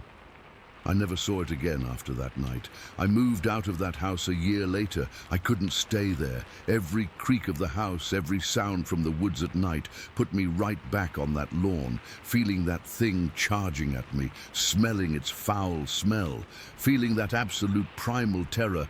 I still don't know what it was. I don't use the name people usually use for things like that. It feels silly to say it, but I know what I saw. I know how fast it moved. I know the way it looked at me, and I know the sheer mind-numbing fear that filled me when it decided to run right at me. That feeling never really goes away. It's just there, a cold spot in my memory waiting for me to look back at it, and every time I do, I feel my heart start to pound all over again. I was 30 feet away. Then I was 20. Just like that, and then it was gone. Story 9. Okay, I'm just going to type this out. I don't know if anyone will believe me, and honestly, I don't even care if you do. I just need to get it out of my head and onto a screen somewhere. Maybe writing it down will make it feel less real, or maybe it'll just confirm that I'm not crazy. My hands are still shaking a little, so forgive me if I make some typos. My husband and I, we live in Saudi, Georgia. It's not even really a town, just a spot on the map out in the middle of nowhere. Our house is at the end of a long gravel road, surrounded by woods so thick you can't see 10 feet into them once the sun goes down. We've lived here for 5 years, and we're used to the sounds. Coyotes, owls, the occasional bobcat screaming like a woman being murdered. You get used to it. It becomes background noise. But about 3 weeks ago, the background noise changed. It started with my husband. He's a light sleeper, always has been. I can sleep through a thunderstorm, but he'll wake up if a branch taps the window. He started waking me up, not with a nudge, but just lying there perfectly still, listening. Do you hear that? He'd whisper. At first I didn't. I'd just hear the normal rustle of the woods. But then I started hearing it too. It wasn't a normal sound. It's hard to describe. And I know that's what everyone says, but it's true. It wasn't a howl and it wasn't a scream. It was like both of those things got mixed together in a blender and something else was added, something that just felt wrong. It was a deep sound, but it had this piercing, high-pitched edge to it that cut right through the night air, and it was fast. Whatever was making it, it wasn't just standing still and calling out. You'd hear it from one direction, and then a few seconds later, it would come from what sounded like a couple 100 yards away, moving through the trees faster than anything I've ever known. The dogs in the area, the few neighbors we have, they'd lose their minds. It wasn't their normal barking. This was frantic, panicked yelping and howling, the kind of sound a dog makes when it's truly, deeply terrified. Then it would just stop, and the woods would go dead silent. No crickets, no frogs, nothing. That silence was almost worse than the sound itself. We tried to rationalize it. A new predator in the area, a sick animal, but we're both country people. We know what the animals around here sound like. This wasn't any of them. Last night was the night everything changed. It was a Tuesday, I think. It had been a normal day. I'd done some work in the garden. My husband had been fixing the fence. We'd grilled some burgers for dinner and watched a movie. We went to bed around 11, everything fine. I woke up because the bed was empty. The digital clock on my nightstand glowed 2 in the morning. I listened. The house was quiet, but I could feel a tension in the air, the kind you feel before a storm hits. I got up and padded out to the living room. My husband was standing by the back door, his back to me, just staring out the little window in the door. He was perfectly still. "What is it?" I asked, my voice still thick with sleep. He didn't turn around. "It's back. Listen." I stood next to him and listened. At first, there was nothing but the hum of the refrigerator. Then I heard it. Faint, but unmistakable. That same horrible mix of a howl and a scream coming from deep in the woods behind our property. It was closer than it had ever been before. A cold knot tightened in my stomach. "It's been going on for about 20 minutes, he whispered. "It's just circling out there." We stood there for what felt like an hour, just listening. It would go silent for a few minutes, and we'd dare to hope it had moved on, and then it would start up again, always from a slightly different spot. The feeling of being watched, of being studied, was so intense, it was like a physical pressure on my skin. "I want to see," my husband said suddenly, his voice low and firm. "Are you crazy? No. Let's just lock the doors and go back to bed. We can't live like this, jumping at every sound. I need to know what it is. We'll just go on the porch. We won't go into the yard." I didn't want to. Every cell in my body was screaming at me to hide under the blankets, to pretend it wasn't happening. But the look on his face, it was a mixture of fear and a stubborn need to confront this thing that had been terrorizing us. I nodded, my throat too tight to speak. He unlocked the deadbolt, the sound impossibly loud in the quiet house. He slowly pulled the back door open. The humid night air washed over us, smelling of pine and damp earth. We stepped out onto the wooden porch. The boards were cool under my bare feet. We have a motion sensor light back there, but it wasn't on. Whatever was out there, it hadn't triggered it. We stood there, side by side, staring into the wall of blackness that was the tree line. The woods were about 50 yards from the back porch. The moon was just a sliver, offering almost no light. We could have been staring at the edge of the world. For a few minutes, there was nothing, just the deafening silence. I could hear my own heartbeat thumping in my ears. I wrapped my arms around myself, shivering even though the air was warm. Then it happened. The sound erupted from the woods, and it was so close, so loud, it felt like it was right inside my head. It wasn't just a noise, it was a physical force that hit me in the chest. It was that same horrible vocalization, but this time it was layered, guttural, full of something that sounded like pure rage. It wasn't the sound of an animal claiming territory. It was a challenge. And then, from all around us, the dogs started, not just barking, but howling and shrieking in pure, undiluted terror. It was a chorus of panic from every direction. My husband grabbed my arm, his fingers digging into my skin.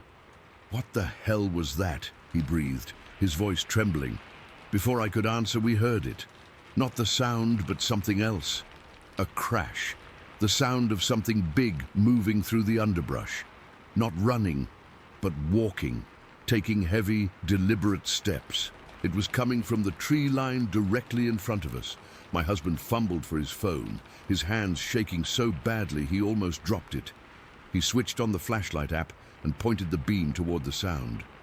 The light cut a weak, shaky path through the darkness, illuminating the first few rows of trees. The beam danced over leaves and branches. We saw nothing. The crashing sound had stopped. "There's nothing there," I whispered, a hysterical hope rising in me. Maybe it was just a deer, a big buck spooked by something, and then something moved. It wasn't in the beam of the light. It was just at the very edge of it, in the deep shadows between two large pine trees. It was a shift in the darkness, a patch of black that was deeper and taller than the rest. It was massive. I can't even tell you how tall, because my brain was refusing to process it. It was just huge. Taller than a man, way taller, and built like a refrigerator, broad. We both saw it at the same time. We froze. I stopped breathing. My husband's hand, holding the phone, was shaking so much the light beam jittered all over the place. He tried to steady it, to point it directly at the shape. That's when it stepped forward, just one step, from the deep shadow into the very fringe of the light. It didn't fully reveal itself. We didn't see a face, or glowing eyes, or anything like that. We saw a leg. It was thick, covered in dark, matted-looking hair that was almost black. It was powerfully built like a tree trunk. And the foot, it was huge. It wasn't a bear's foot. It was long, and it looked almost human, but wrong, too big, and the proportions were off. It stood there for what felt like a lifetime, that one leg illuminated in our pathetic little phone light. It was so close, maybe 30 yards away. I could smell it then. A wave of stench hit us, carried on a slight breeze. It was a smell I'll never forget. It was like a combination of rotting meat, wet dog, and something else. something foul and musky that I can't even place. It was the smell of something old and wild and utterly unclean. My mind was racing, trying to find a box to put this thing in. Bear? No. Man in a suit? Absolutely not. Nothing moved like that. Nothing felt like that. The air around it felt heavy, charged with a kind of primal intelligence. We weren't looking at a dumb animal.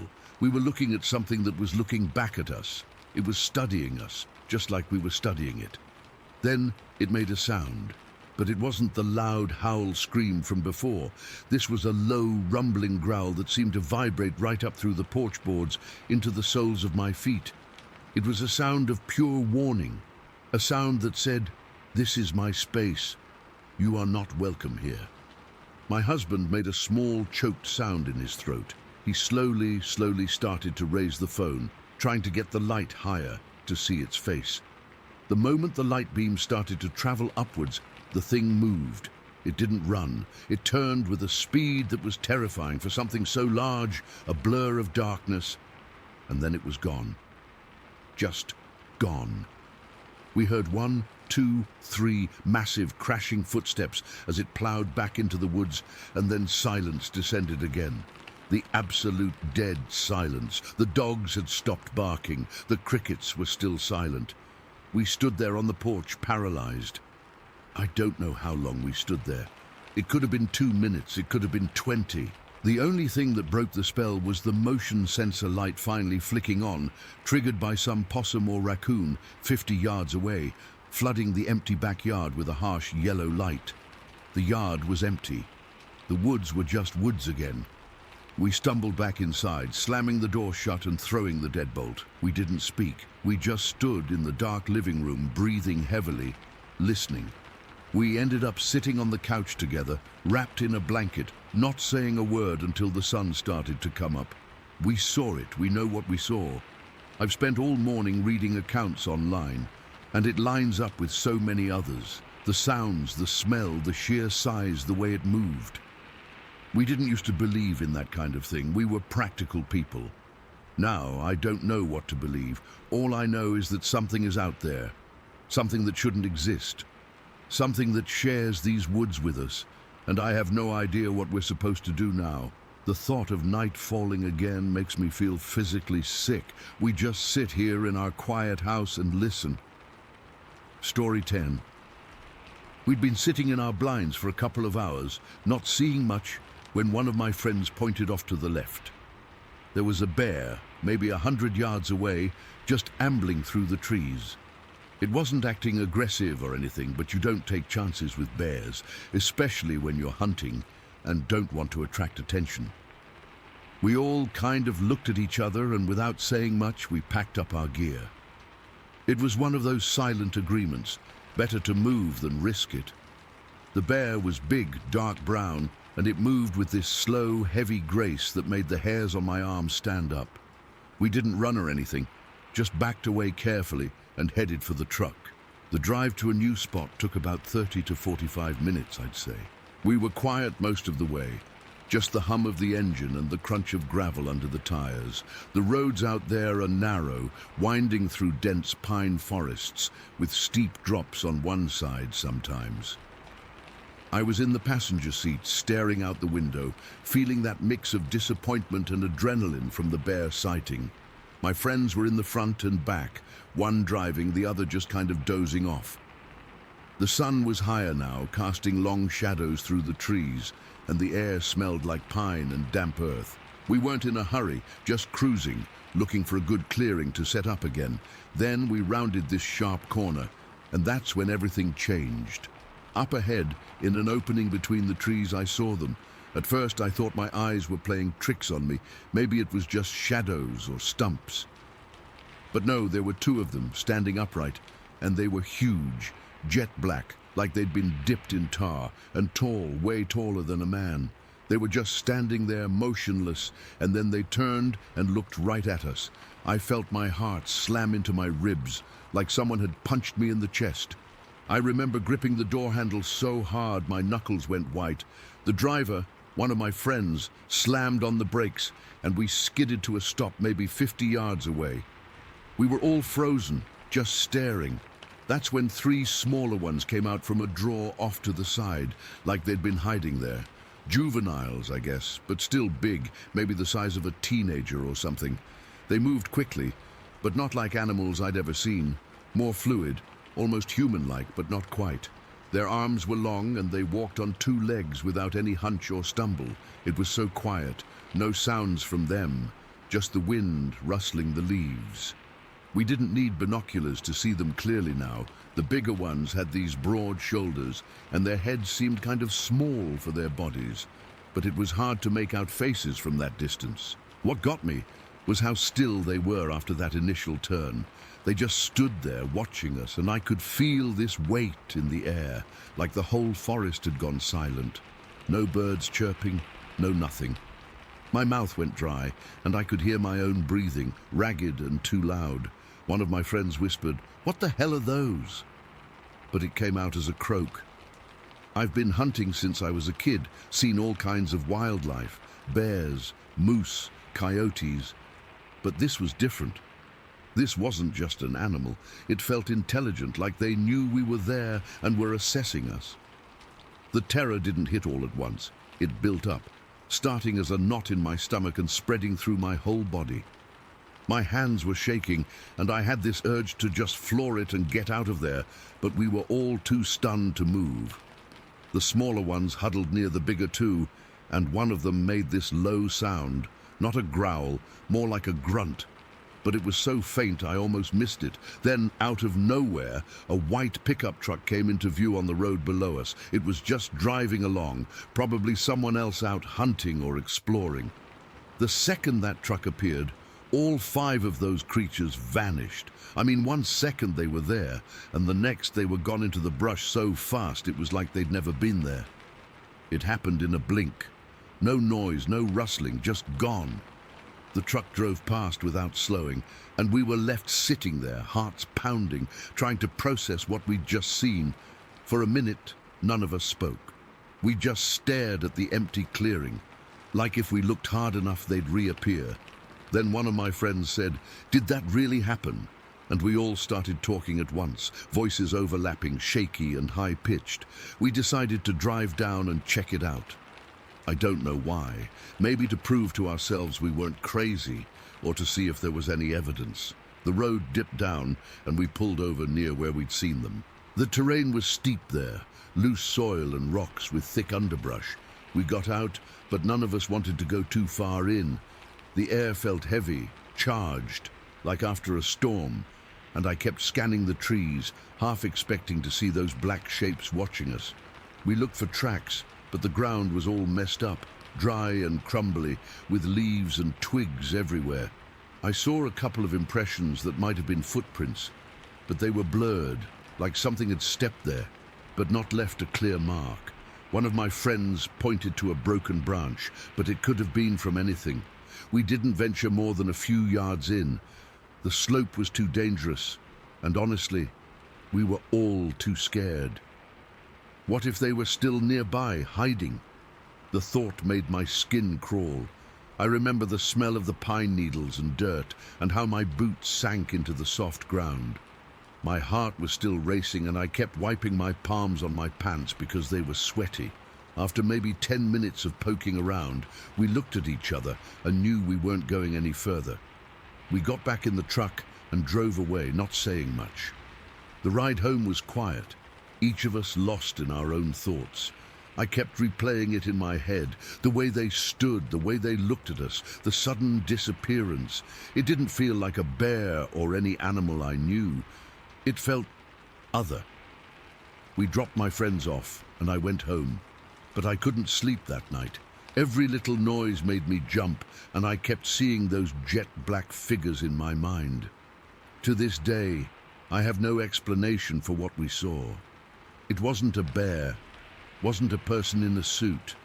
Nothing makes sense. We never went back to that area, and I haven't hunted in Wolf Park since. Sometimes I wonder if that white pickup driver saw anything, but we didn't stop to ask. It's just one of those things that hangs in the back of my mind, a memory that still gives me goosebumps when I think about it too long. Lana, Story 11.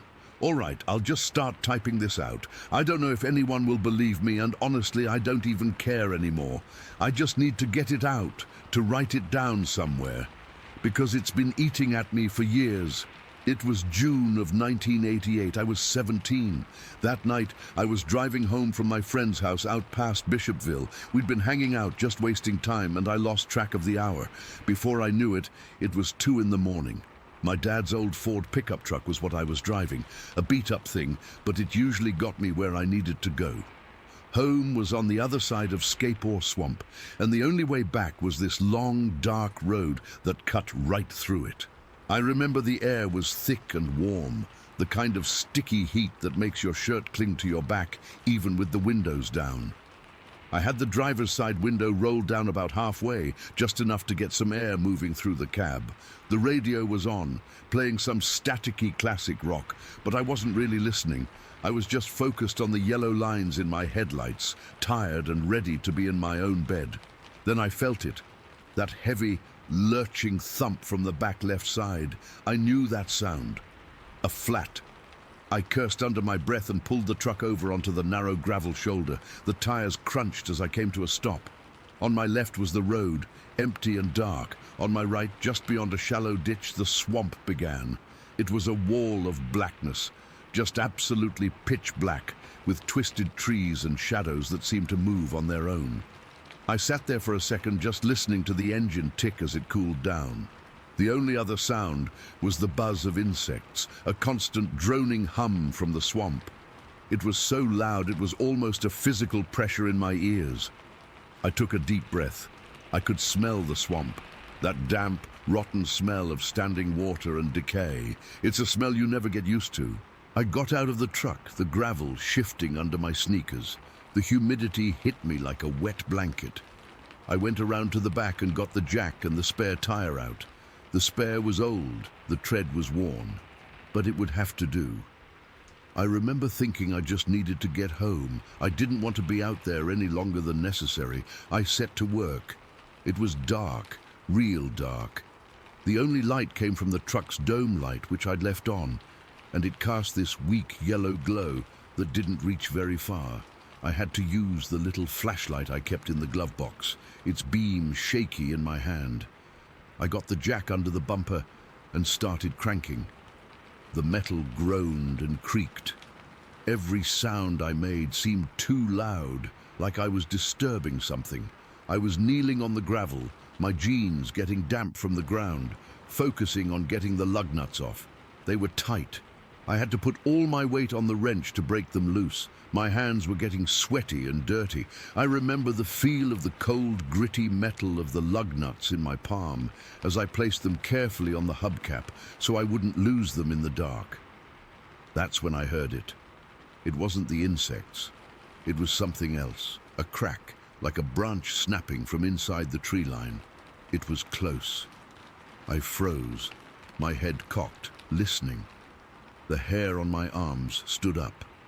My heart, which had been beating steady from the exertion, suddenly started thumping hard in my chest. I held my breath. For a few seconds there was nothing, just the buzzing. I told myself it was probably a deer or a raccoon. This was their home, not mine. I was the intruder. I tried to shake it off and went back to work. My movements quicker now, more frantic. I got the flat tire off, the weight of it surprising me as it came free. I rolled it aside, and it leaned against the fender with a soft thud. I hefted the spare onto the lug bolts. It was awkward, and I fumbled with it, my fingers feeling thick and clumsy. I was starting to get the spare secured when I heard it again. Another crack, and then a heavy rustling sound, like something big was moving through the undergrowth. It wasn't running, it was walking. Slow, deliberate steps, crunching on leaves and twigs. I stopped what I was doing and stood up slowly, my legs feeling weak.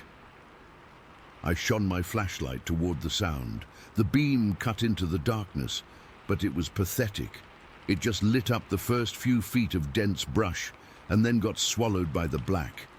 I couldn't see anything, But I could feel it. I could feel that I was being watched. It's a feeling you can't explain unless you felt it. It's a cold weight in your stomach, a primal knowing that you are not alone. My mouth went dry. I wanted to get back in the truck, but the tire wasn't on yet. I had to finish. I dropped to my knees again, my hands shaking so bad I could barely get the first lug nut started on the bolt. I kept glancing up, sweeping the flashlight beam back and forth. The rustling had stopped, but the feeling of being watched was stronger than ever. The swamp smelled stronger too, that rotten smell, but now there was something else underneath it. Something foul, like old meat and wet fur. I managed to get all the lug nuts on finger tight. I grabbed the wrench to tighten them properly. That's when I saw movement. At the very edge of my flashlight beam, where the light died, a shape moved. It was tall, way too tall to be a man. It was just a darker shadow in the darkness, but it was upright and it was big. It stepped out from behind a thick pine tree and just stood there, looking at me. I dropped the wrench. It clattered on the gravel, the sound impossibly loud. The thing took a step forward into the dim light cast from my truck's dome light. I stopped breathing. It was like a man, but it wasn't. It was easily 7 feet tall, maybe more. Its body was covered in what looked like dark, matted hair, but it wasn't fur like a bear. It was more like rough, filthy skin. It was built, powerful through the chest and shoulders, with long, muscular arms that hung down past its knees. And its eyes. God, its eyes. They weren't reflecting the light like an animal's. They were glowing, a deep, hellish red, like 2 hot coals burning in its skull.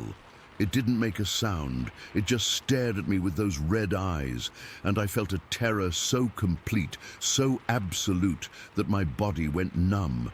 It was a fear I didn't know existed.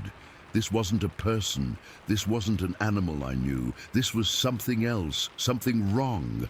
Then it started running. It didn't lope or amble. It charged. It came out of the tree line and across the ditch in 2 huge ground-eating strides. It was fast, unbelievably fast. Its movement was silent, just the pounding of its feet on the earth. It was coming right for me. I screamed. I don't even know what sound came out of my mouth. I scrambled backwards, my hands and feet slipping on the gravel, and yanked the driver's side door open. I threw myself inside, my heart hammering against my ribs like it was trying to escape. I fumbled for the keys, my vision blurry with panic.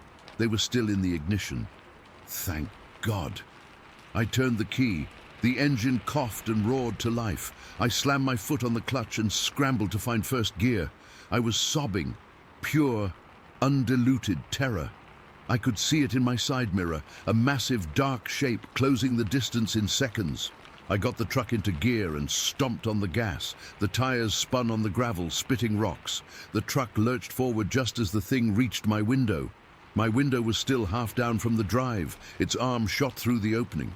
It was thick, covered in that same rough, dark skin, and it was incredibly long. I saw its hand right in front of my face. It had 3 fingers and a thumb.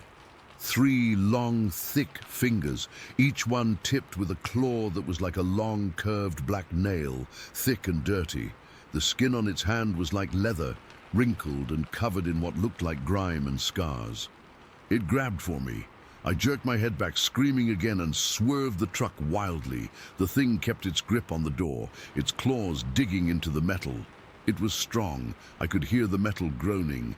Then, in one terrifyingly fluid motion, it leapt. It didn't let go. It used its hold on the door to pull itself up onto the side of the truck. There was a heavy, sickening thud on the roof, right above my head. The whole cab shook.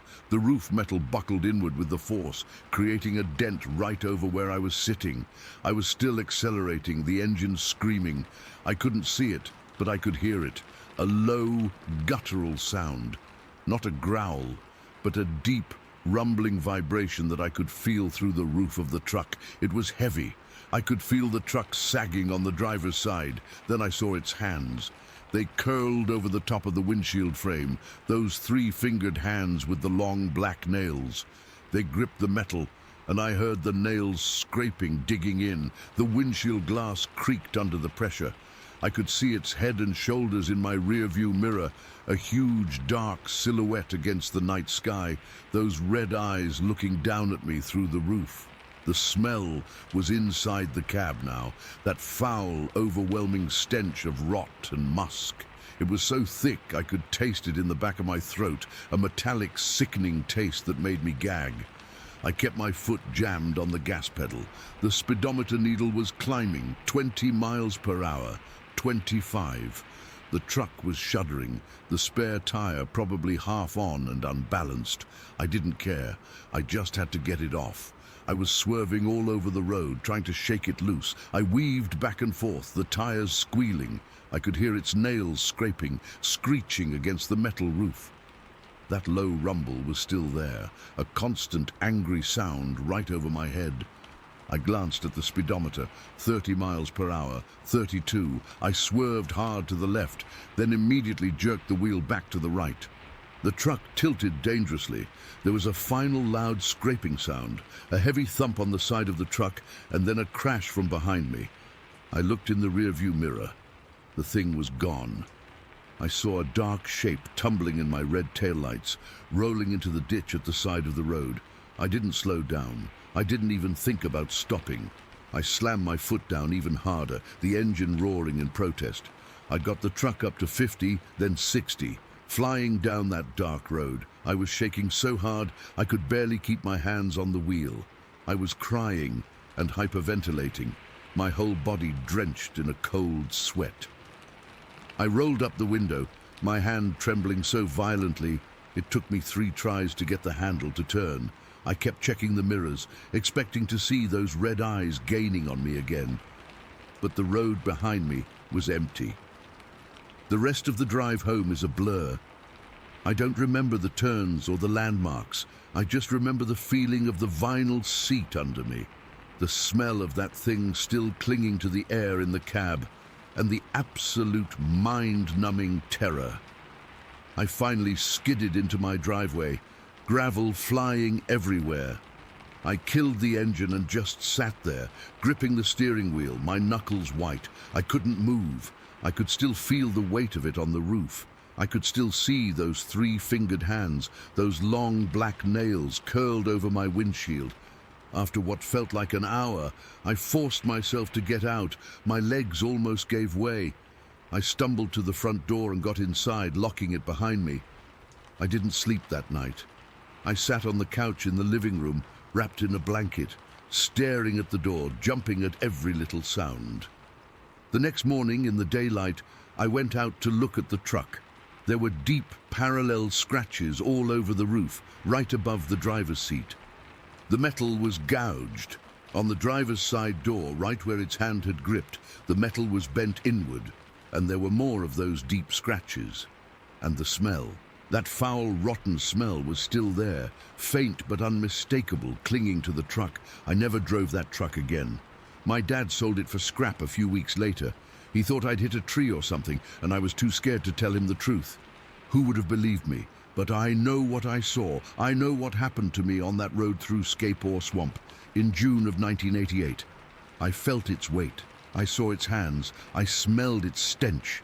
And I will never, ever forget the sight of those glowing red eyes coming at me through the dark. Story 12. This was back in the 70s, 1977 to be exact. I was living in Apopka, Florida. It's a weird place, lots of farms and then these thick, dark woods that just spring up out of nowhere. I was in my late 20s, needed a steady paycheck, and ended up taking a job as a security guard for this small industrial property. It wasn't much, just a couple of warehouses and an office building on the edge of a huge stretch of swampy forest. My shift was the graveyard, 10 at night until 6 in the morning. Most nights, it was dead quiet. Just me, my thermos of coffee, my flashlight and my revolver. A Smith & Wesson .38. I'd done the rounds so many times I could do them in my sleep. The night it happened was October 3rd. I remember the date because it was the day after my mum's birthday and I'd forgotten to call her, so I was feeling a little guilty about that. The air had that weird Florida chill to it, not cold, but damp, the kind that gets into your bones. There was no moon, so the darkness outside the property lights was absolute, like a solid wall of black. Everything was normal until just around midnight.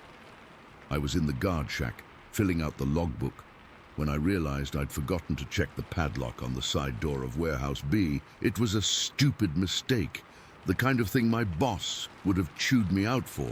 So I grabbed my big maglite and my gun, just out of habit, and started walking over. Warehouse B backed right into the tree line. There was maybe 20 feet of scrubby grass, and then just woods, thick, tangled, dark woods.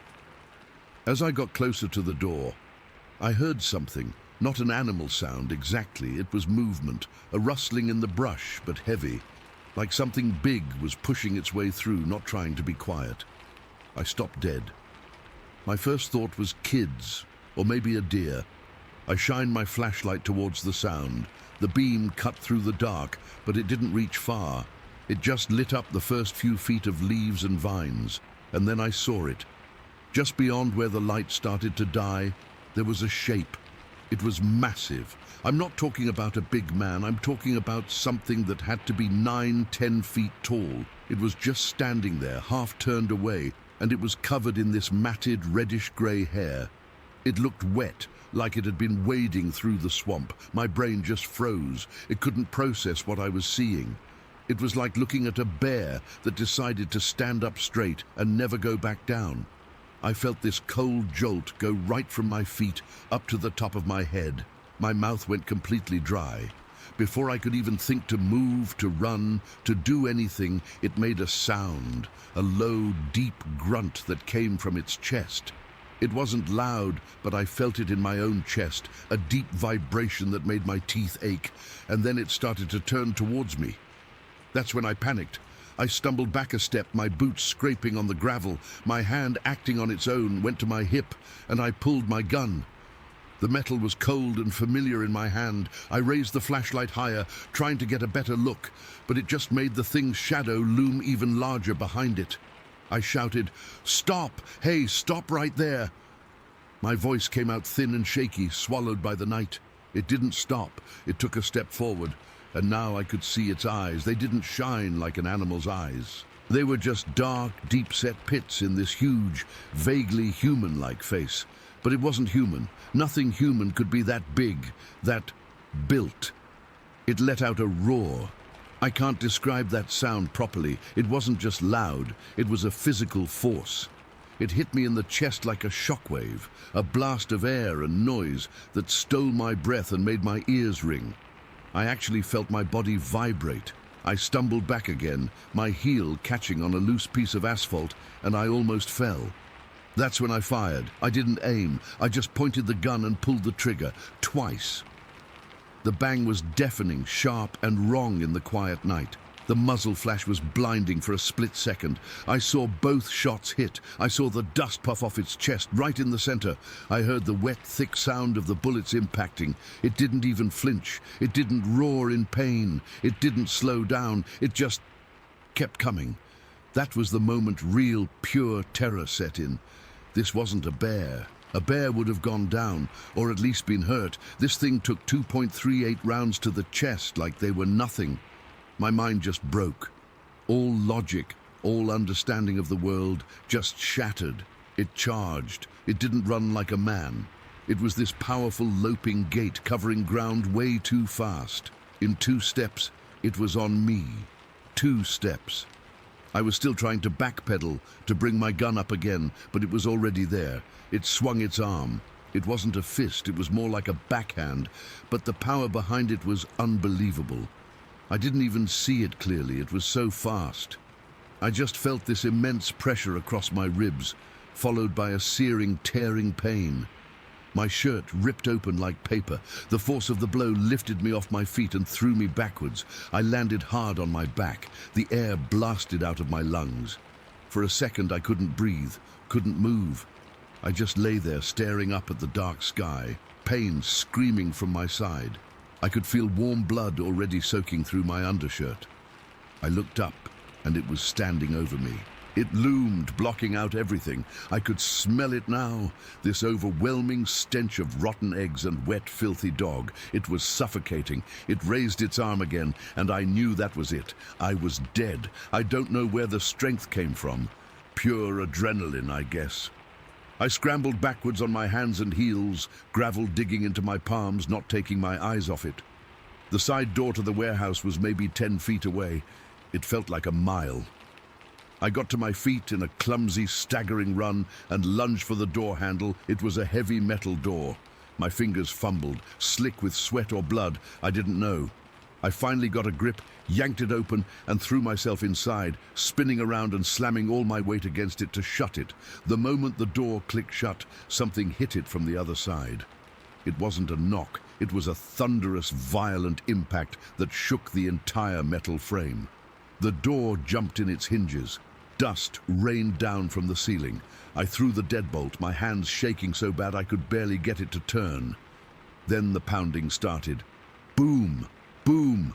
Boom! It was hitting the door with something, its fists. I don't know. Each impact was like a car crash. The metal of the door started to buckle inward. The screws holding the lock plate to the frame screamed as they started to pull out of the wood. I could see the door flexing, see light from the outside peeking through the edges. It was going to tear the whole door right off the wall. I was sobbing, I think. Just pure, undiluted fear. I was backed against a stack of wooden crates, my gun still in my hand.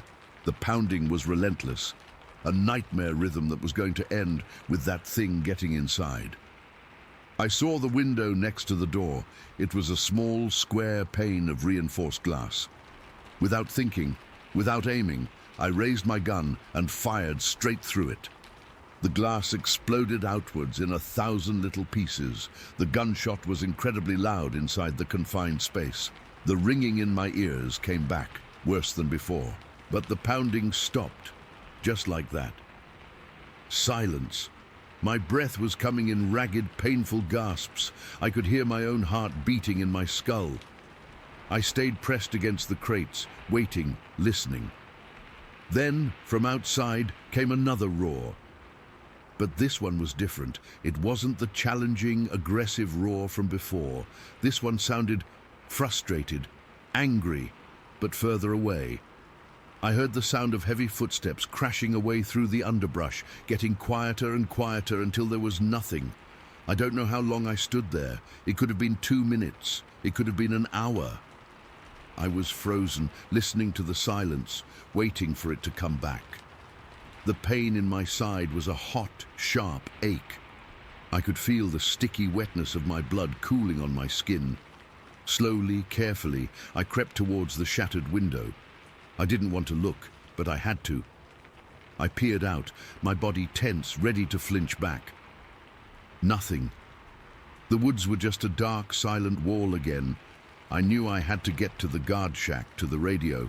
I unlocked the door, my hands still trembling, and pushed it open. It groaned on its damaged hinges. The first thing that hit me was the smell. It was still there, hanging in the air like a fog, that foul, rotten egg and wet animal stench. It was so thick it made my eyes water and my stomach turn. I shined my flashlight on the ground where it had been standing. The gravel was all scuffed up, and there, leading from the spot where I'd fallen, back towards the tree line, were tracks. I walked over, my legs feeling like rubber. I shone the light down. They weren't bear tracks.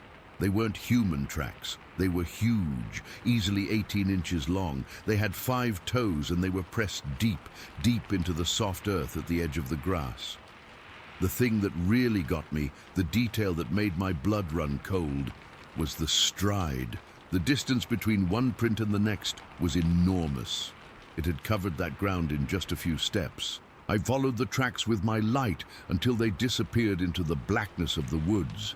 I just stood there for a long time, staring at those tracks, breathing in that horrible smell. The reality of what had just happened finally crashed down on me. I had shot something that shouldn't exist. It had swatted me aside like a bug. It had nearly torn a solid metal door off its hinges, and it was out there, right now, in those woods. I managed to get to the shack and call it in. My voice was a wreck. The police came. An ambulance came. They saw the tracks. They saw the claw marks. That's what they were, I realized. 4 deep parallel gashes across my ribs. They saw the bent door, the pulled-out screws, the shattered window. They took my statement. I told them everything. Some of them looked skeptical. Some of them looked scared. The head of the security company came down later that morning when the sun was up. We went back out there. The tracks were still there, clear as day, leading into the swamp. He just looked at them, then looked at the door, then looked at me. He didn't say anything for a full minute. Then he just shook his head and said, "I don't know what to tell you, son. They never found anything. No body, no animal, no explanation. A game warden came and looked at plaster casts they made of the tracks and just said he'd never seen anything like it." I quit the job the next day.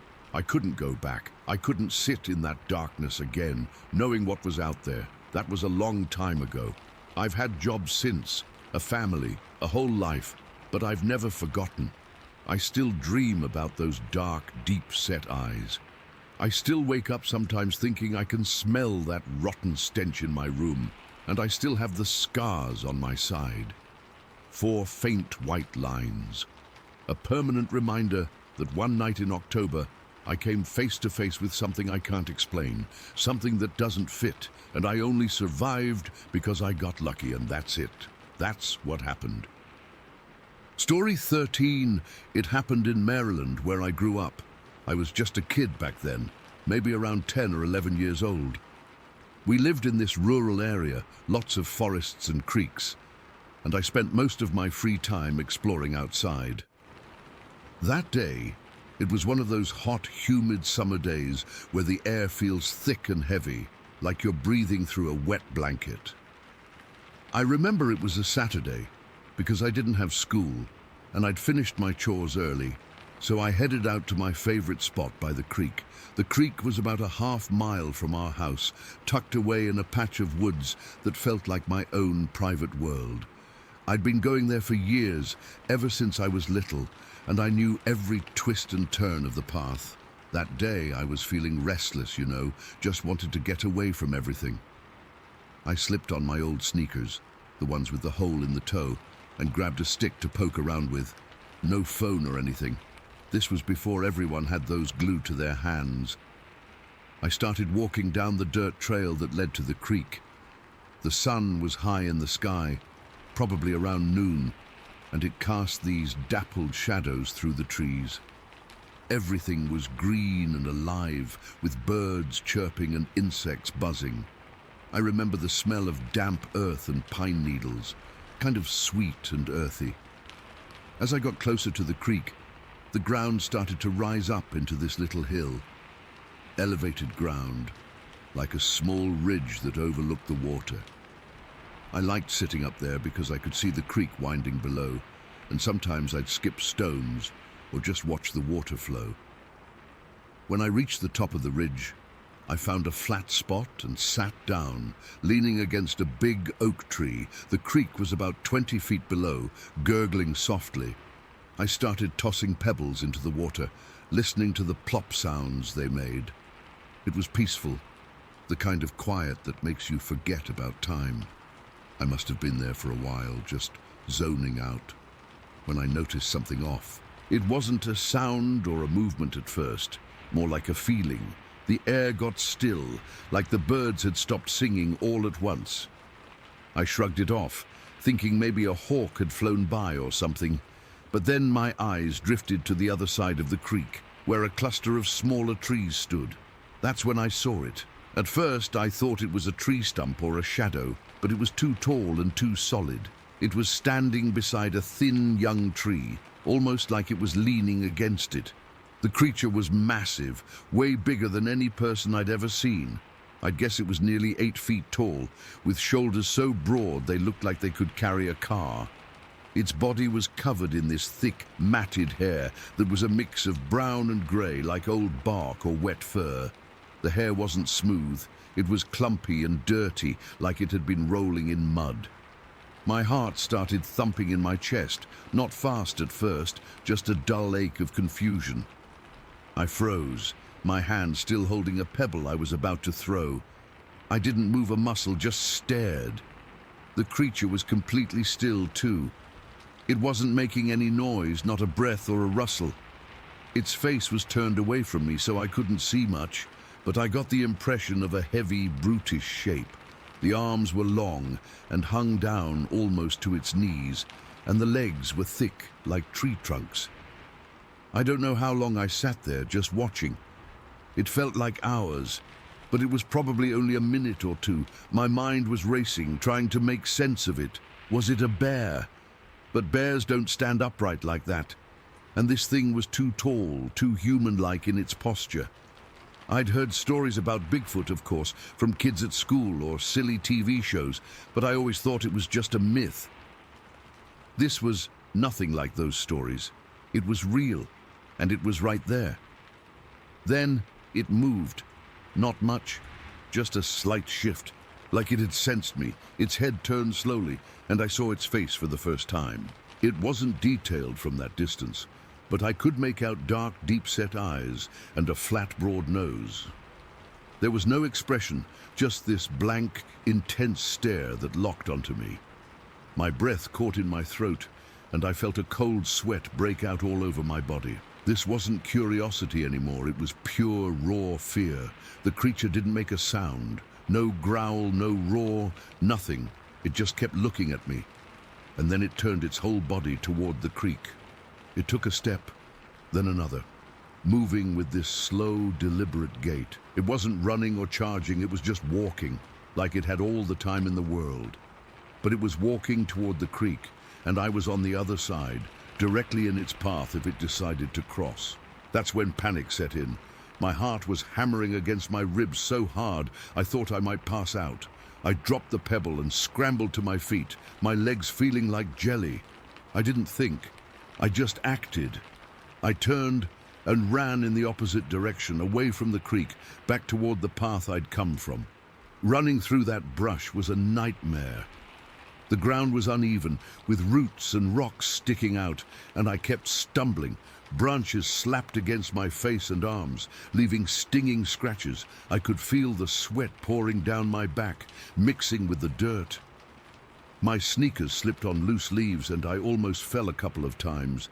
I didn't look back at first. I was too scared to. All I could hear was my own ragged breathing and the crunch of my footsteps. But after what felt like an eternity, maybe 50 yards away, I risked a glance over my shoulder. The ridge was still visible through the trees and the creek beyond it. The creature was gone, just vanished. There was no sign of it, no movement, no sound. It was like it had never been there at all. I didn't stop running until I reached the edge of the woods, where the trees thinned out and I could see our house in the distance. I collapsed on the grass, gasping for air, my chest burning. My clothes were torn in places, and I had scratches all over my arms. I sat there for a long time, just shaking, trying to calm down. The sun was still shining, the world was still normal, but I felt like I'd stepped into some other dimension and back. I never went back to that spot by the creek, not for weeks, not for months. Even years later, when I was older, I avoided it. The experience left me deeply shaken, more than anything else in my life. It wasn't like hearing about Bigfoot or watching a scary movie. It was real, and it was personal. I still don't know what it was, and I probably never will.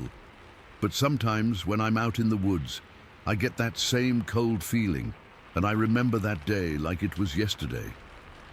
Story 14. It was the summer of 1977, July, I think. Maybe August. The air was thick and heavy, the kind of humid that makes your shirt stick to your back 5 minutes after you put it on. I was 16, and my dad had decided we needed a weekend away, just the two of us. He said it would be good for us. Get out of the city, away from my mum's worrying and my little sister's constant noise. We drove out near Quakertown, Pennsylvania, to this patch of state forest he knew about from an old fishing buddy. It wasn't a real campground, just an old logging road that had been closed off for years. We bounced down it in his beat-up Ford pickup for what felt like forever, the trees scraping against the sides, until we found a spot that was flat enough to pull off and set up the tent. The whole place had a quiet feeling to it. Not a peaceful quiet, but a heavy one, like the woods were holding their breath. I remember the light was that weird golden color you only get late in the afternoon, cutting through the canopy in thick shafts that didn't seem to light anything up, just made the shadows between the trees look darker. We got the tent set up, and my dad started a small fire. We cooked hot dogs on sticks, the way we always did, but the silence between us felt different. It wasn't the comfortable quiet we sometimes had. This was tense. I kept catching myself looking over my shoulder into the trees, feeling like I was being watched. I wrote it off as just being creeped out by how isolated we were. After we ate, I got this itch for a cigarette. I'd been sneaking them for a few months, and my dad either didn't know or pretended not to. I told him I was going to go take a leak, and I headed away from the camp, following the path of the logging road a little ways until I found a dip in the land where a creek had probably run once. Now it was just a trench of dry, cracked mud and stones lined with thick brush. I remember pulling the pack of Marlboros from my jeans pocket. The cellophane crinkled way too loud in the silence. I lit one, the first drag filling my lungs, and I leaned against a big, mossy rock, trying to look cool even though there was no one around to see me. I was just standing there, blowing smoke out, watching it hang in the still air. And that's when I decided to really look around. My eyes scanned the other side of the dry creek bed, about 50, maybe 60 feet away. The brush was a tangled mess of thorny bushes and young saplings, and that's where I saw it. At first, my brain didn't want to process it. It was just a shape, a big dark shape, crouched down in the bushes. I thought it was a bear. We talked about black bears on the drive up. But then my eyes focused, and my heart just stopped. It wasn't a bear. It was man-like. It had these huge, rounded shoulders, bulky and powerful looking. It was crouched, but even like that I could tell it was massive. It was covered in hair, thick and matted. The color, it's hard to say for sure because of the shadows, but it was a light brown, a dirty beige kind of color. It wasn't standing, it was more like it was hunkered down, resting on its haunches but ready to move, and it was watching me. I didn't see its eyes. The face was kind of in shadow, and the hair was long around its head, but I knew, I felt it in my gut, a cold, sinking certainty that this thing had been sitting there, perfectly still, watching me the whole time I'd been standing there smoking my stupid cigarette. My breath caught in my throat. I couldn't move. I just stared, and it stared back. It didn't make a sound. There was no growl, no huff, no rustle of leaves. The woods were dead silent. The normal sounds, the crickets, the birds, they'd all stopped. It was like someone had thrown a soundproof blanket over the whole world. Then it moved. It didn't jump up or snarl. It didn't turn to face me. It just shifted. It unfolded from its crouch, but it did it in a way that was all wrong. It was too fluid, too smooth for something that big. It turned its body sideways, keeping its head angled away from me, and it just melted back into the deeper brush. It didn't crash through the branches. It moved silently like a ghost. 1 second it was there, a hulking shape of muscle and hair, and the next, the space where it had been was just empty shadows. The spell broke. A jolt of pure electric terror shot through me. I dropped my cigarette. I didn't even think about it. My fingers just opened, and it fell to the dry leaves. I spun around, and I ran. I don't think I've ever run that fast in my life. It wasn't a run, it was a blind, panicked sprint. My feet pounded on the hard-packed dirt of the logging road, my lungs burning, not from the smoke anymore, but from the sheer, suffocating fear. Branches whipped at my face and arms, scratching me, but I didn't feel a thing. All I could feel was the need to get back to the camp, to my dad, to the fire. I kept expecting to hear something huge and fast crashing through the trees behind me, but there was nothing, just the sound of my own frantic gasping and my heartbeat thudding in my ears. I burst into the campsite, stumbling, almost falling into the fire. My dad was sitting on a log, whittling a stick. He looked up, and his face went from calm to alarmed in a split second. What is it?" he said, standing up. The stick and his knife clattered to the ground. I was bent over, hands on my knees, trying to catch my breath. I couldn't get the words out.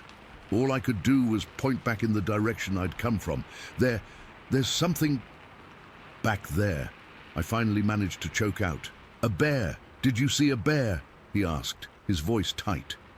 I shook my head, still gasping. No, it wasn't a bear. It was a man. But it wasn't a man. The words sounded insane, even to me. He didn't laugh. He didn't tell me I was being stupid or that it was just a shadow. He looked at my face, at the real raw terror that was probably written all over it, and his own expression got serious, grim. He reached down and picked up the heavy maglite flashlight we'd brought, the big metal one that could double as a club. "Show me," he said, just like that. No questions. I didn't want to go back.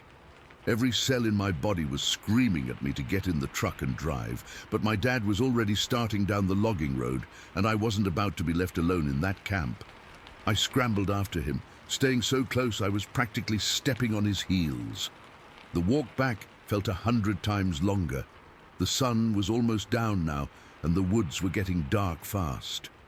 My dad swept the beam of the flashlight back and forth, the light cutting nervous paths through the growing gloom. Every shadow looked like a crouching shape. Every rustle of a leaf made me jump. We got to the dry creek bed. I pointed a shaking hand towards the spot. There, right there. He moved forward slowly, carefully. The flashlight beam held steady. He stopped at the edge of the creek bed and shone the light directly into the brush where I'd seen it. There was nothing there, but there was something. "Stay here," he said, his voice low. He climbed down into the creek bed and walked across the dry mud to the other side. I watched him, my heart hammering against my ribs. He stopped right where the thing had been. He was a big man, my dad, 6 feet tall and solid, but he looked small standing in that spot. He shone the light down at the ground, then slowly moved it around. He was quiet for a long time. Too long. "Come here," he said finally, and his voice had a strange quality to it. It wasn't scared exactly. It was respectful, wary. I didn't want to, but I went. I climbed down and walked over to him, my legs feeling like rubber.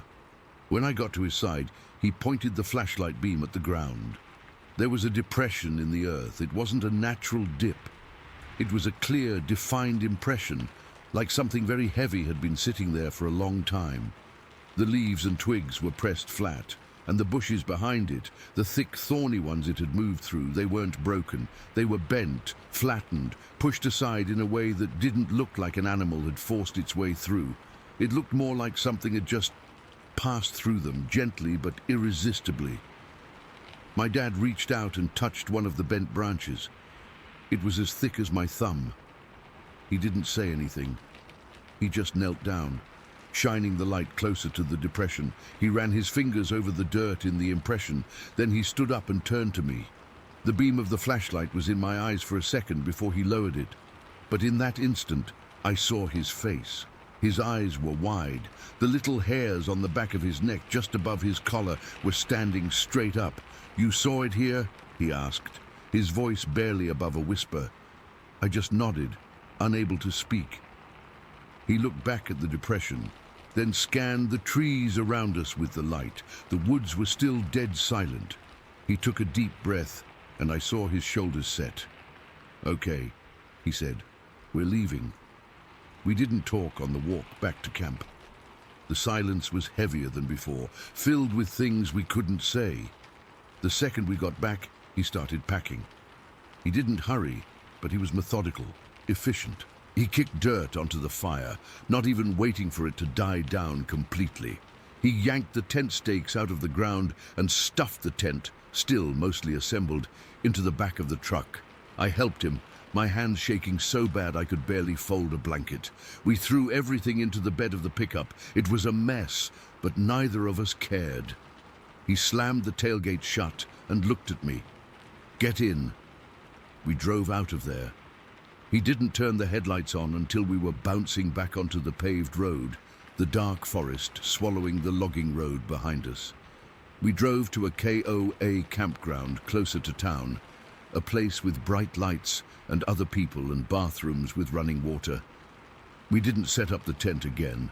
We just slept in the cab of the truck, him in the driver's seat, me leaned against the passenger door.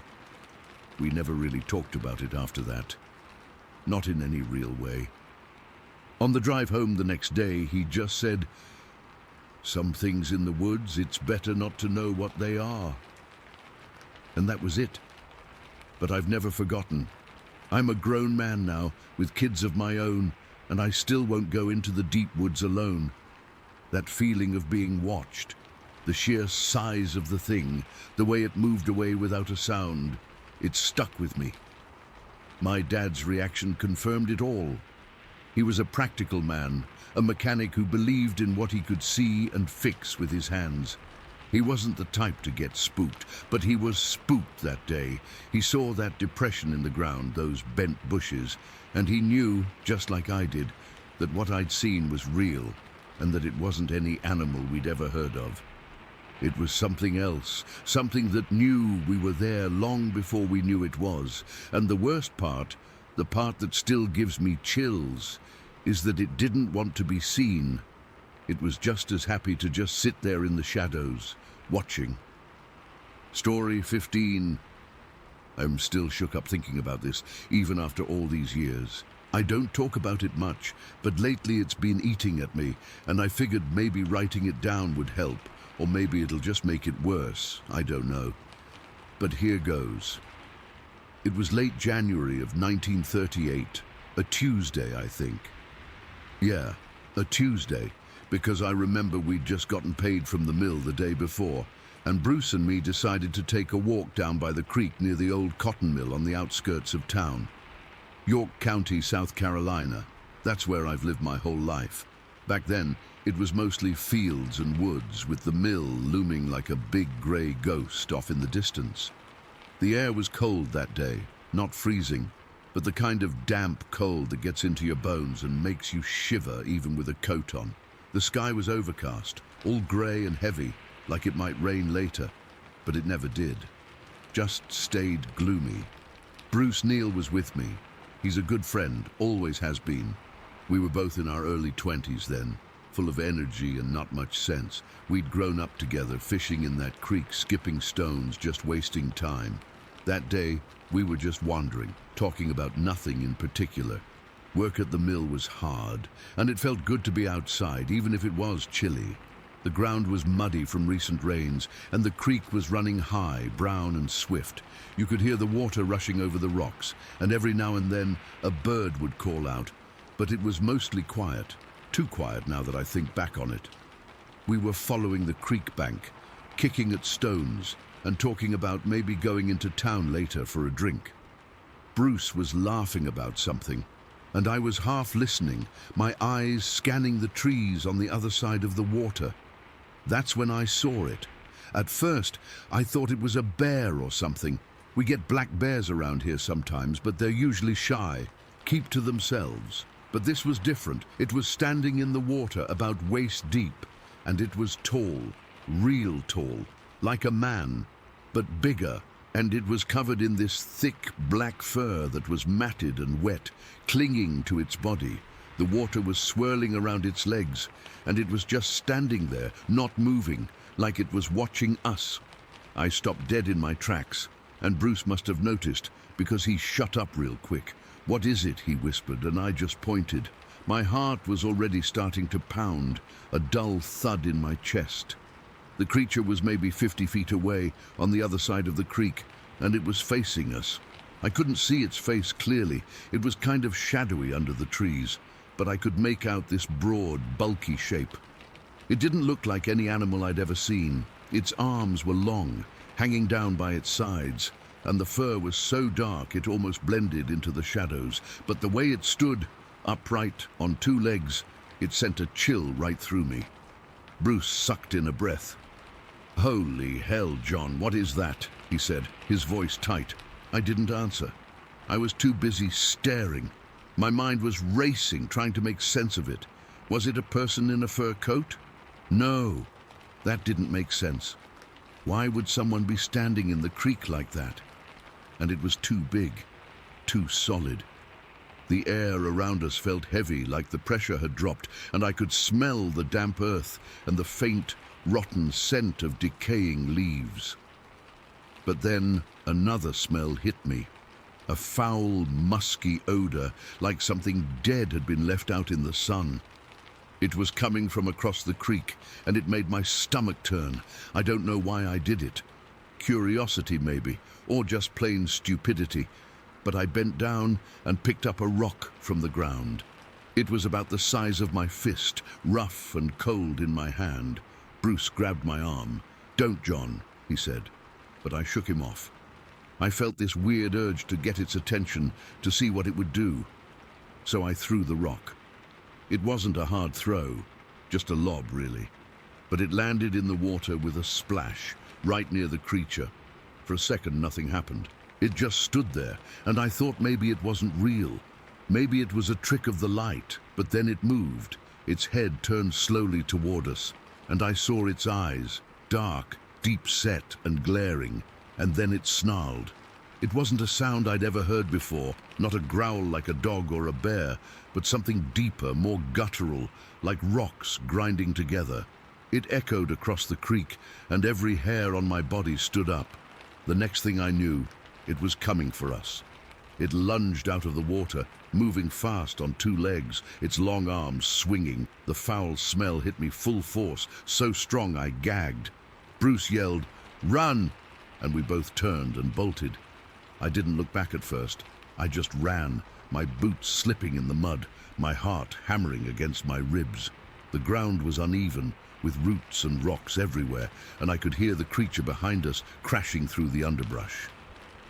After a few seconds, I risked a glance over my shoulder. What I saw made my blood run cold. It was still on 2 feet, but then it dropped to all fours, and it moved even faster, like a giant ape, its body low to the ground. Its fur was dripping wet, and it left dark, wet patches on the leaves as it ran. The snarling didn't stop. It was constant, a harsh, angry sound that seemed to fill the air around us. I could feel the vibration of its footsteps through the ground, a heavy thud-thud-thud that matched the pounding in my ears. Bruce was ahead of me, his legs pumping, and I pushed myself to keep up. My lungs were burning, and the cold air felt like knives in my throat. I could taste the fear, metallic and sour. The trees whipped past us, branches scratching at my face and arms. I didn't know where we were running to, just away as fast as we could. The mill was off to our left, but it felt miles away. All I could think was that if we could make it to the road, maybe we'd be safe. But the creature was gaining on us. I could hear it getting closer, its breath rasping, that awful smell trailing behind it like a cloud. I stumbled over a root and almost fell, catching myself on a tree trunk. My hands were shaking so bad I could barely hold on. Bruce shouted something, but I couldn't make out the words over the noise. I looked back again, and it was maybe 20 feet behind, its eyes fixed on me. In that moment, I knew it was targeting me, maybe because I threw the rock. Its face was twisted into a snarl, and I could see its teeth, yellow and sharp. I forced myself to keep running, my legs aching. We burst out of the trees into a clearing near the mill's storage sheds. The ground was drier here, but my boots were caked with mud, making every step heavy. Bruce veered toward one of the sheds, and I followed, hoping we could hide. But the creature didn't stop. It came crashing out of the woods after us, still on all fours, then rose back up on 2 legs as it entered the clearing. It was even taller than I thought, easily over 6 feet, with shoulders that looked broad and powerful. Bruce slammed into the side of the shed, fumbling with the door, but it was locked. "Damn it!" he yelled, and we both pressed ourselves against the wall, trying to catch our breath. The creature slowed down, pacing toward us, its head cocked like it was studying us. The smell was overwhelming now, like rotten meat and wet dog, mixed with something else, something earthy and foul. I could feel it in the back of my throat, making me want to vomit. It stopped about 10 feet away, and for a second we just stared at each other. Its eyes were black and empty, but there was intelligence there, something that made my skin crawl. It wasn't just an animal. It was something else. Then it let out another snarl, lower this time, and took a step forward. I thought for sure it was going to grab us, but then we heard voices shouting from the direction of the mill. Some of the other workers must have heard the commotion. I saw Sam White and a couple of others running toward us, carrying sticks and tools. The creature turned its head toward them and let out a roar that made my ears ring. It was a sound of pure rage, and it echoed off the sheds and the mill walls. Then it dropped back to all fours and bounded away, back toward the woods, moving so fast it was just a blur of black fur. I sank to the ground, my legs giving out beneath me. Bruce was leaning against the shed, panting, his face pale. Sam and the others reached us, asking what happened, but I could barely speak. My whole body was trembling, and I could still smell that stench clinging to my clothes. Bruce managed to tell them about the creature, his voice shaky, and Sam nodded, his expression grim. He said he'd seen something similar a week earlier, down by the railroad tracks, and that one of the men had his shirt torn right off his back by something big and hairy. We stayed there for a while, catching our breath, before heading back to town. The walk felt endless, every shadow making me jump. When we got to the main street, we ran into Police Constable Carl Hovis. He listened to our story, his face serious, and said he'd had his own run-in with the thing a few days before, cornered it in an alley and fired a couple of shots, but it just shambled away unharmed. That sent another chill through me. If bullets didn't stop it, what would? The rest of the day is a blur. I went home, washed up, but I couldn't get the smell off me. I kept seeing its eyes in my mind, hearing that snarl. Bruce came over later, and we sat in silence, neither of us wanting to talk about it, but both of us knowing we'd never forget. Over the next couple of weeks, there were more sightings around Marmot Street, people calling it the Monster of Marmot. And then, after February 9th, it just vanished. No one saw it again. But for me, that day in late January is burned into my memory. The fear, the running, the feeling that something was hunting us. I still have nightmares about it, waking up in a cold sweat, that foul odor haunting me. I don't know what it was, and I don't think I ever will, but I know it was real, and I know it wanted us, and that's enough to keep me up at night. Story 16. All right, so I've never really shared this with many people because, well, most folks just laugh or say I was imagining things. But it's been eating at me for years, and I figure if anyone's going to believe me, it might be people here. This happened back in 1967, when I was 16 years old. I was staying over at my friend's house in this small town in Ohio. Nothing fancy, just a quiet neighborhood with old houses and lots of trees. We were up late, like we always were on weekends, probably listening to records or something, nothing out of the ordinary. That night, though, things got weird real fast. It was around midnight, and we were just hanging out in his living room talking about school or whatever, when we started hearing this frantic barking from outside. At first it was just a dog or two, but then it built up into this whole pack, like every dog in the neighborhood had lost their minds. The sound was intense, not the usual yapping, but this deep, panicked kind of barking that made the hair on my arms stand up. My friend and I looked at each other, and I remember feeling this knot in my stomach, like something was off. We weren't scared yet, just curious, you know? So we decided to check it out. We crept over to the front door, which was this heavy wooden thing with a little window in it. The street outside was dark, lit only by a couple of streetlights, casting these long, shaky shadows. When we opened the door, the cold air hit us, and the barking got even louder, echoing down the street. That's when we saw it. This tall, dark figure running down the middle of the road with a bunch of dogs chasing after it. I'm not talking about a person. This thing was huge, way taller than any man I'd ever seen, and it moved in this weird, loping way that didn't look human. It was like it was gliding or something, all hunched over, but covering ground so fast it was unnatural. My heart started pounding in my chest, and I could feel my hands getting clammy. We just stood there, frozen, watching it bolt down the street. Then, as it passed under one of the streetlights, everything slowed down for a second. The light caught it just right, and I got a clearer look. It was covered in dark, shaggy hair, and its arms were swinging wildly as it ran. But the worst part was when it let out this scream. God, I'll never forget that sound.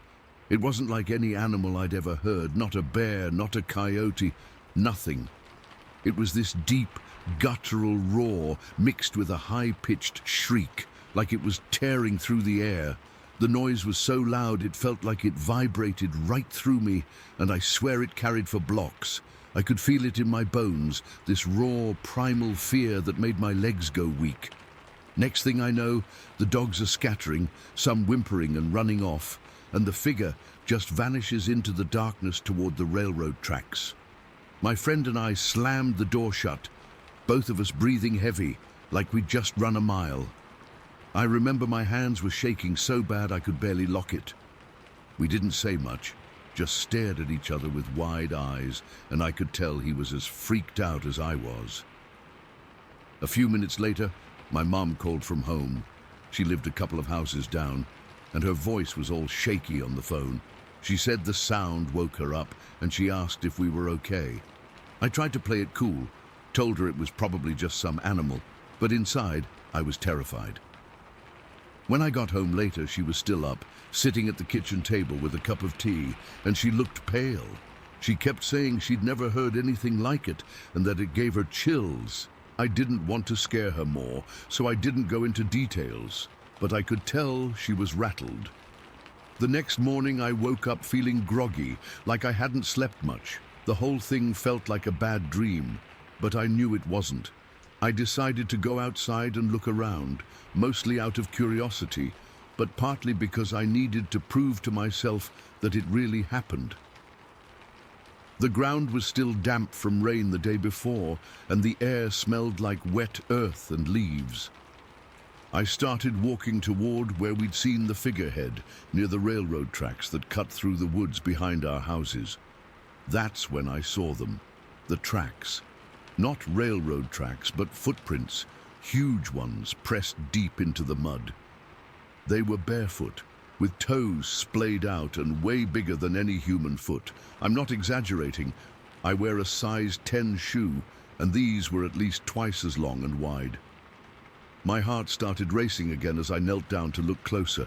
The mud was churned up around them, like whatever made them had been running hard, and they led straight toward the woods. I followed them for a bit, my stomach in knots, until they disappeared into the underbrush. The woods were thick there, all tangled with vines and old trees, and I didn't dare go further. I just stood there staring at those tracks, and it hit me. This thing had been right near our house. It wasn't just some random noise, it was real, and it had been here. I thought about how fast it moved, how it used the railroad tracks like a path, and it all clicked. No one else took it seriously back then. My friend's dad laughed it off as a prank, and the cops never even came out. But I knew. I'm convinced it was a Bigfoot or something like it moving through the area, and that memory, especially that awful scream, is still vivid in my mind. Even now, years later, I get chills thinking about it, and I've never been able to explain it away. Story 17. All right, I'm just gonna type this out. I've never told anyone this, not a single soul, but it's been eating at me for years now. And I guess typing it into the void of the internet is better than it just rattling around in my head forever. My name is Matthew. This happened back in 2014 in Claremont, Wyoming. I'd just moved out there. I was bartending at this little place in town, and I met a woman. I'll call her Mandy. She was a regular, real nice, older lady. We got to talking, and she found out I was looking for a place. She had this guest house on her property, way out on the edge of town, practically in the wilderness. She said I could stay there rent-free in exchange for helping her with some stuff around the main house, just basic handyman things. It was a sweet deal. I was young, broke, and the idea of living out in the quiet with all that nature seemed perfect. The guest house was small, just one room with a kitchenette and a bathroom, but it was cozy. The back of her property just melted into this dense forest, a wall of pine and aspen that went on for miles. It was beautiful, but it had a weight to it, you know, a silence that felt heavy. So this one day, it was a Tuesday, I think, late in the afternoon. I'd finished up some chores for Mandy, and I was just bored, feeling cooped up. I decided to go for a walk. Not a hike on a trail, just a walk into the woods behind the house. I figured I'd explore a little, see what was out there. I threw on my jeans, a t-shirt, and my old work boots. Didn't even bring a water bottle. I wasn't planning on going far. The first few hundred yards were normal. Sunlight dappling through the trees, the smell of pine needles and damp earth. I was just wandering, not really paying attention to where I was going, just enjoying being outside. But after a while, maybe 20 minutes, the woods started to change. The trees got thicker, the canopy overhead blocked out more of the sun, and it got quieter. Not peaceful, quiet. Wrong quiet. It was the kind of quiet that makes your ears ring. No birds, no squirrels, rustling in the leaves, nothing. I remember stopping and just listening, and the only sound was my own breathing. It felt like the whole forest was holding its breath. I almost turned back right then, I really did. A little voice in my head was saying, "This is stupid, go home." But another part of me was curious. What was causing that silence? So I pushed on, down a gentle slope into a sort of valley I hadn't seen before, and that's when I saw them, the structures. At first, I didn't even understand what I was looking at. They were like big, messy domes made of branches. Not piles of fallen timber, these were built. Deliberately, they were woven together, big arching frames of thick branches, some as big around as my arm, and they were stuffed with leaves and moss. They weren't little lean-tos. These things were huge. The biggest one, I'm not exaggerating, was big enough for me to stand up inside, and I'm 6 feet tall. There were a few of them, scattered around this small clearing in the valley. The ground around them was packed down, like something had been walking around there for a long, long time. My skin started to crawl. This wasn't a campsite, no fire pit, no trash, no sign of people at all. It was just these dwellings. That's the only word for them. It felt ancient and secret. I remember the smell here too. It was different from the rest of the forest. It was musky, thick, like wet dog and old leaves and something else, something sour I couldn't place. I took a few steps closer to one of the structures, my heart starting to thump a little harder in my chest. I reached out and touched one of the branches. It was solid. This wasn't something the wind had made. As I stood there, that feeling of being watched came over me so strong it was like a physical pressure. It wasn't a vague paranoia. It was a specific, intense sensation that something or several somethings had their eyes locked on me from the trees. The hair on my arms and the back of my neck stood straight up. My mouth went dry. I froze, just staring into the dark spaces between the trees, trying to see what was looking at me. I saw nothing, just shadows. But the feeling didn't go away. It got worse. It was a primal dread, the kind that bypasses your brain and goes straight to your guts. Every instinct I had was screaming at me to run, and then I heard the footsteps. It wasn't a subtle sound. It was a slow, heavy crunch, crunch, crunch of something big moving through the dry undergrowth. It was coming from my left, further down the valley. The sound was labored, uneven. I turned my head, so slowly my neck cracked, and I looked. I saw the elk first. It was a massive bull, or it had been. Its antlers were still huge, a crown of bone on its head, but its body was ruined. Half the skin on its side was just torn off, hanging in ragged, bloody strips. I could see its ribs, pale and stark against the red muscle. One of its back legs was bent at a sickening angle, and it wasn't putting any weight on it. It was just dragging itself along, its head hanging low, making this wet, gurgling sound with every breath. It was dying. There was no question. It was just slowly, painfully dying right in front of me. My brain tried to process it. A bear, a mountain lion. But this was different. This wasn't a clean kill. This was torture. It was like something had been playing with it, tearing it apart, piece by piece. Then I saw them, behind the elk, maybe 30 yards back. Two figures emerged from the tree line. They were dark, almost black against the gloom of the forest. They were huge. I'm not good with estimating size, but they were way bigger than a man. They were built like gorillas, with these immense, rounded shoulders and long, powerful arms, but they weren't walking on all fours like a gorilla. They were walking upright on their feet, but they dropped forward onto their knuckles every few steps, moving with a fluid, powerful gait that was just wrong to see. They were stalking the elk, not chasing it, just following it, keeping a steady distance, like they had all the time in the world. They knew it was dead, it just didn't know it yet. They were just waiting for it to finally collapse. I stopped breathing. I think my heart actually stopped for a second. I knew, in that instant, with a certainty that felt like a bucket of ice water dumped over my head, what they were. There was no other explanation. Sasquatch, Bigfoot, whatever you want to call them, they were real, and they were right there. The terror that hit me then was absolute. It wasn't just fear, it was a suffocating, mind-numbing horror that locked every muscle in my body. I was a statue. All I could do was watch. I could see the texture of their hair. It was long and shaggy, matted in places. I could see the sheer bulk of them, the way their muscles moved under that dark fur. One of them turned its head slightly, and even from that distance I could see its face wasn't an ape's face. It was flatter, darker, more intelligent. It wasn't a dumb animal. It was a hunter. The thought that exploded in my brain was simple and paralyzing. What if they see me? That thought broke the spell. The fear of being seen by those things was greater than the fear of being frozen. It was like a switch flipped. I didn't think, I didn't plan, I just ran.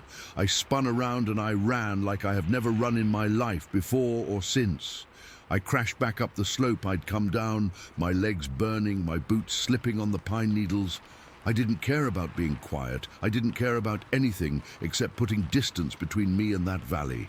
I was sobbing for air, my lungs on fire. Every snap of a twig, every rustle of leaves behind me sent a fresh jolt of pure adrenaline through my system. I was convinced I could feel their hot breath on my neck, that a huge, hairy hand was about to close around my ankle and drag me down. I dared one look back, just a frantic glance over my shoulder as I scrambled up the ridge. I couldn't see them. The valley was just a dip in the trees behind me. They weren't chasing me. They hadn't even noticed me. Or if they had, they didn't care. I was irrelevant compared to the easy meal that was the dying elk. That should have been a relief, but it wasn't. The idea that I was so insignificant to them, that I wasn't even worth the effort to chase, was somehow just as terrifying. I didn't stop running until I burst out of the tree line and saw the guest house. I stumbled across the backyard, my legs like jelly, and fumbled with the door handle. I fell inside, slammed the door shut and locked it, then slid down to the floor with my back against it, gasping and shaking uncontrollably. My whole body was trembling, my clothes were soaked with sweat, my hands were scraped and dirty, and I could still smell that musky, sour scent in my nose. I sat there on the floor for what felt like an hour, just trying to get my breathing under control. My heart was pounding so hard I could see my t-shirt moving. I kept expecting to hear something outside, a heavy footstep on the porch, a shadow at the window. But there was nothing, just silence. I never told Mandy. What would I have said? "Hey, thanks for the free rent, by the way. There are monsters in your backyard." She would have thought I was crazy. Maybe I was. Part of me hoped I was. But I knew what I saw. And the noises started a few nights later. Not every night, but often enough. It was never a howl or a roar, nothing like in the movies. It was more subtle. It was a heavy thump against the side of the guest house, like something big had brushed against it. It was the sound of something walking around the perimeter, footsteps that were too heavy to be a deer, too slow to be a person. Sometimes, late at night, I'd hear what sounded like low, guttural vocalizations, like a deep, grumbling conversation happening just out of sight. I started sleeping with all the lights on. I bought a big hunting knife and kept it on the nightstand, which I knew was probably useless, but it made me feel a little better. I never went for another walk in those woods. I'd look out the window at that tree line and feel that same dread, that heavy, watchful silence. I moved out a few months later. I told Mandy I'd found a job in another town. I didn't. I just couldn't stay there anymore. The fear had gotten into my bones. I've never seen them again, but I know they're out there, and I know what they're capable of. That elk, the way it was just torn apart, kept alive in agony. It wasn't for food. It was for sport. It was for fun. And the thought of that, the sheer brutal intelligence and cruelty of it, is something I've never been able to shake. I just ran, and I never went back there again. Story 18. It was July of 1978, and I was 15 years old. My family was camping at Jonathan Dickinson State Park near Jupiter in Martin County, Florida. We'd been coming here for a few years. My dad loved the fishing, my mum liked the quiet, and my brother and I, well, we just liked being out of the house and away from our normal suburban street. The park was huge, felt endless, a wild tangle of scrub pine and palmetto thickets that seemed to swallow the sun. That particular day, the air was so thick with humidity, you could almost drink it. It was the kind of hot that makes your shirt stick to your back 5 minutes after you put it on. We'd spent the morning at the campsite, my dad messing with the fishing gear, my mom reading a book in a lawn chair, the smell of bug spray and charcoal from the previous night's cookout still hanging around. I was bored, the kind of deep, restless boredom only a teenager stuck with their family in the middle of nowhere can feel. I decided to go for a jog. There was an old fire tower, an unmanned observation tower, a few miles down one of the park's service roads. I'd seen it on the map and thought the view from the top would be something different. I told my mom I was going for a run. She just nodded without looking up from her book, told me not to go too far and to be back before dark. I set off down the sandy road, the fine white sand kicking up around my sneakers. The sun was brutal, a heavy weight on my shoulders. The only sounds were my own breathing, the crunch of my feet on the grit, and the constant buzzing drone of insects in the pines. I remember the smell, that distinct Florida scrub smell, hot pine needles, dry earth, and something else, something wild and musky I could never quite place. It took me a while to get there, longer than I thought. The road seemed to stretch on forever, heat shimmering off the sand in waves. When I finally saw the tower rising above the trees, it was like a metal skeleton against the bright blue sky. It was old, rust bleeding down its steel legs. A chain-link fence surrounded the base, maybe 8 feet tall, with a sign that said something about no trespassing, but the gate was chained shut with a heavy, weathered lock. I didn't even think twice. I was a kid, and a locked gate was more of an invitation than a warning. I found a spot where the fence was a little loose, dug my toes into the wire and hauled myself over, the metal clanging softly under my weight. I dropped down on the other side and looked up. The tower seemed a lot taller from down here. The stairs were just open, metal grating, zigzagging up into the sky. I started climbing. My hands were sweaty, making the hot railing slippery.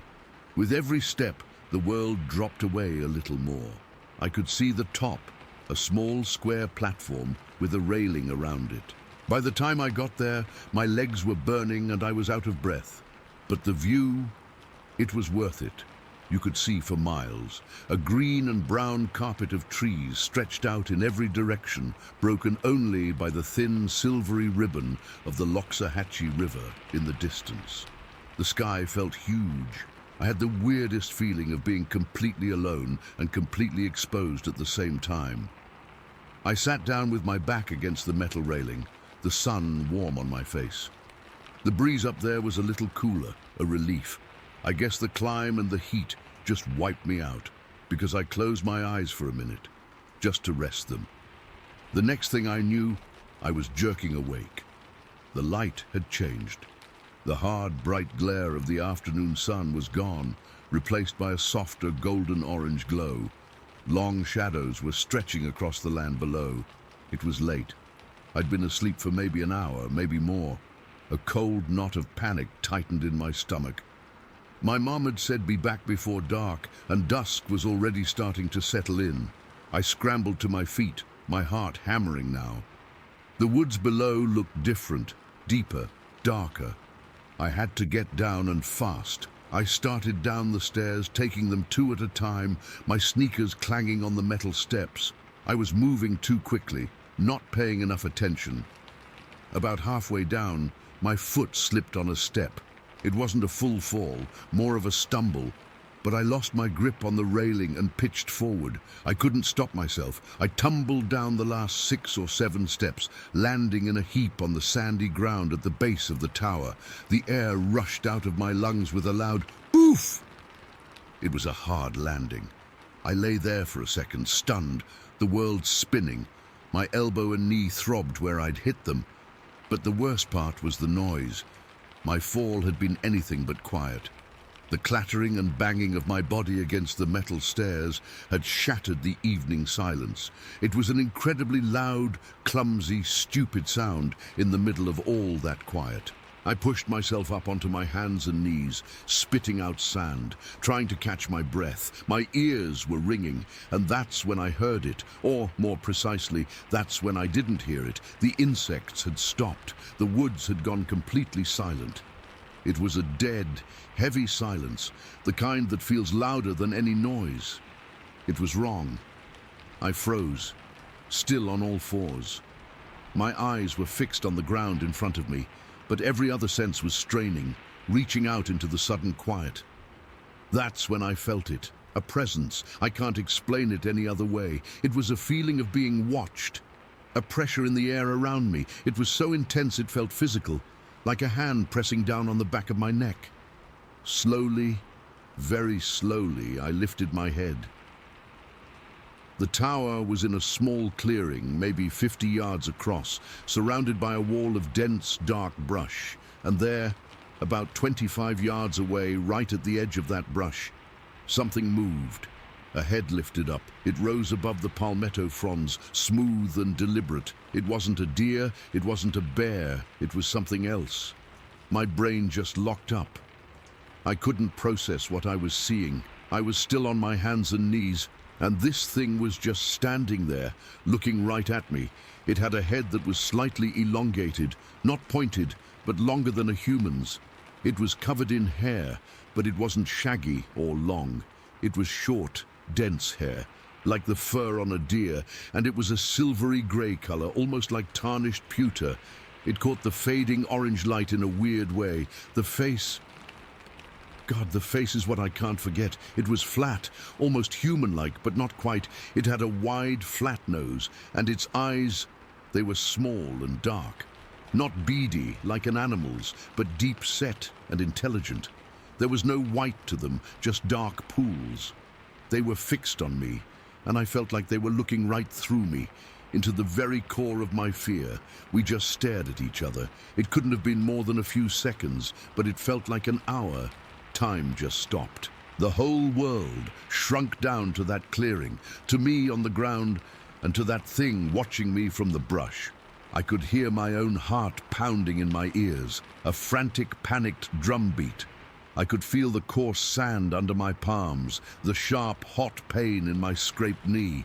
I could smell my own sweat, sharp and sour with fear, and I could smell it too.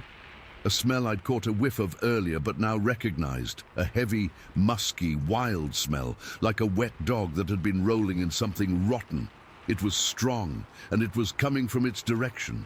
It didn't make a sound, it didn't growl or snarl, it just stared. Then it moved. It dropped its head and turned away from me in one fluid motion. It was on all fours, but it wasn't low to the ground like a dog. It was elevated. Its arms were long, and it moved with a powerful, effortless grace that was terrifying. It took 2, maybe 3 strides on all fours, covering an incredible amount of ground, and then it just rose up. It pushed itself up onto its hind legs and ran. It ran upright like a man, but faster than any man could ever run. Its legs were powerful, its stride huge. It didn't look back. It just ran straight across the clearing, its silvery grey form a blur against the dark green of the trees. The sound it made wasn't footsteps. It was more like heavy, soft thuds, a fast, rhythmic thump, thump, thump that was swallowed by the sand and pine needles. It reached the other side of the clearing, where the service road was, and without breaking stride, it vanished into the thick tree line. It was just gone. 1 second it was there, a massive, impossible thing moving with terrifying speed, and the next there was nothing but an empty space and a few swaying branches. The spell broke. A jolt of pure, unthinking terror shot through me. It was like an electric shock. I scrambled to my feet, my body screaming in protest from the fall. I didn't think, I just ran. I ran for the fence, my legs feeling like rubber. I didn't even try to climb it properly. I threw myself at it, scrambling up, the wire digging into my fingers and toes, and I tumbled over the top, landing hard on the other side. I didn't even feel the impact. I was on my feet and running down that sandy road before I even knew what I was doing. My only thought was to get back to the campsite, back to my family, back to safety. I ran like I'd never run before. My lungs burned, my side cramped with a sharp stitch. But I didn't slow down. The woods on either side of the road were no longer just woods. They were a solid, dark mass hiding 1,000 terrors. Every shadow was a moving shape. Every rustle of leaves was it, coming back for me. I kept glancing over my shoulder, my head on a swivel, expecting to see that silvery grey form gaining on me, moving silently through the trees, just out of sight. The fading light played tricks on me. A twisted tree stump became a crouching figure. A hanging vine looked like a long, swinging arm. The fear was a taste in my mouth, metallic and sour. It was a cold sweat soaking my shirt. It was the raw, ragged sound of my own breathing. I don't know how long I ran. It felt like forever. When I finally saw the glow of our campfire through the trees, a sob caught in my throat. I burst into the campsite, stumbling to a halt, bent over with my hands on my knees, gasping for air. I must have looked like a madman, covered in sand, my clothes torn from the fall and the fence, my face pale and slick with sweat. My dad looked up from the fire. "Geez, kid, what happened to you? You see a bear or something?" I tried to talk, but the words came out in a jumbled, breathless rush. There was, at the tower, a thing. It was huge. It looked at me. It ran. My mum stood up, concerned. "Calm down, honey. You're shaking. What was it?" "It wasn't a bear," I insisted, my voice cracking. "It had a face. It stood up and ran on 2 legs. My brother started laughing. "Sure it did. Probably just a big dog. Or some homeless guy living out there." "A dog?" I said, my voice rising in frustration and panic. "It was 7 feet tall. It was covered in grey hair. It wasn't a dog." My dad chuckled and poked the fire with a stick. "Your imagination's getting the better of you, son. It's the woods. Things look different in the dark. Probably just a panther. They can look pretty big when you're scared." They all dismissed it. They laughed it off. My terror, the most real and profound fear I had ever felt, was a joke to them. A story from a scared kid who'd been alone in the woods at dusk. The conversation moved on to hot dogs and whether we had any more ketchup. I just sat there on a log, shivering despite the heat from the fire, feeling completely and utterly alone. The image of that flat, almost human face, those dark, intelligent eyes, was burned into my mind. They hadn't seen it. They didn't know. So I stopped talking about it. I buried it. For years, I never told another soul. I tried to convince myself they were right. It was a trick of the light, a panther, a big dog, my imagination. But I could never quite make myself believe it. The memory was too vivid, too physical. The smell, the silence, the way it moved. It wasn't until many years later, when I stumbled upon a book about strange wildlife sightings in Florida, that it all came rushing back. I read accounts from other people, sane, normal people, describing almost exactly what I saw. The silvery grey hair, the flat face, the wide nose, the way it moved on all fours and then rose to run on two legs. They had a name for it, the Florida skunk ape. Reading those accounts was like having a door unlocked in my mind. It wasn't my imagination. It was real. I had seen something that day in Jonathan Dickinson State Park. Something that shouldn't exist, but does. And sometimes, late at night, when the house is quiet, I can still see it, lifting its head from the brush, staring right at me. And I remember the absolute soul-crushing terror of knowing in that single frozen moment that I was not at the top of the food chain, that there are things in the deep, dark woods that we don't understand, and that sometimes they see us, too. Story 19. It was one of those mornings where the fog just hangs in the air, not thick enough to be a real problem, but enough to make everything feel quiet and separate from the rest of the world. I'd gotten to my spot along the Hoh River a little after 6 in the morning. The sun was up, but it was weak, just a pale light trying to burn through the grey. The river itself was running steady, not too high, not too low, with that light mist rising off the water like steam. It was my favorite kind of fishing weather. It feels like you have the whole valley to yourself. I'd been there about half an hour. I remember because I'd just finished my first coffee from my thermos and was thinking about baiting up for a second cast. I was focused on the water, watching my line, feeling that familiar calm that only comes from being out there alone with the river sounds. The rush of the water over the rocks, the occasional drip from the cedars, that's it. It's a peace you can't get anywhere else. My eyes drifted across the river to the opposite bank. It's maybe 40, 50 feet across there. The other side is a steep gravel bar that rises up into a wall of dark green, hemlock, cedar, a lot of devil's club. That's when I saw him. At first I thought it was another fisherman. My brain automatically filled in the blanks. Tall guy, in waders maybe, moving along the gravel bar. I felt a flicker of annoyance, to be honest. This was my spot, my quiet morning. I squinted, trying to get a better look through the mist and the trees, but he wasn't carrying a rod. No vest, no gear bag slung over his shoulder, nothing, and he was moving along the edge of the tree line with this long, heavy stride. It wasn't a walk. It was more of a placement of its feet. Each step looked deliberate and powerful, like it was pushing its weight into the ground. My brain was still trying to make it a person, but the pieces weren't fitting. The proportions were all wrong. Then it stepped out from behind a bigger fir tree and came into a clearer patch, and my heart just dropped into my stomach. It was covered in hair, not like a bear's fur, but a thick, shaggy coat of dark brown hair, almost black in the dim light. Its shoulders were massive, rounded and hunched, leading to a neck that seemed to blend right into its head. I couldn't see a clear neck, and its arms. They were so long. They hung down past its knees, swinging slightly with that heavy walk. It was upright, completely on two legs, but it wasn't a man. It was all wrong. My fishing rod was forgotten in my hand. I was frozen, just standing there in the shallow water near my bank, completely exposed. I remember my breath caught in my throat, and I had to consciously tell myself to breathe out a little shaky puff of air that clouded in front of my face. The sound of the river, which had been so calming, suddenly felt loud and isolating, like it was covering up any sound I might make, or any sound it might make.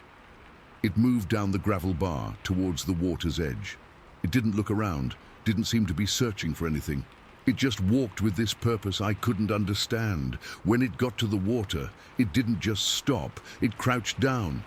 The movement was fluid, not stiff, but it was so powerful.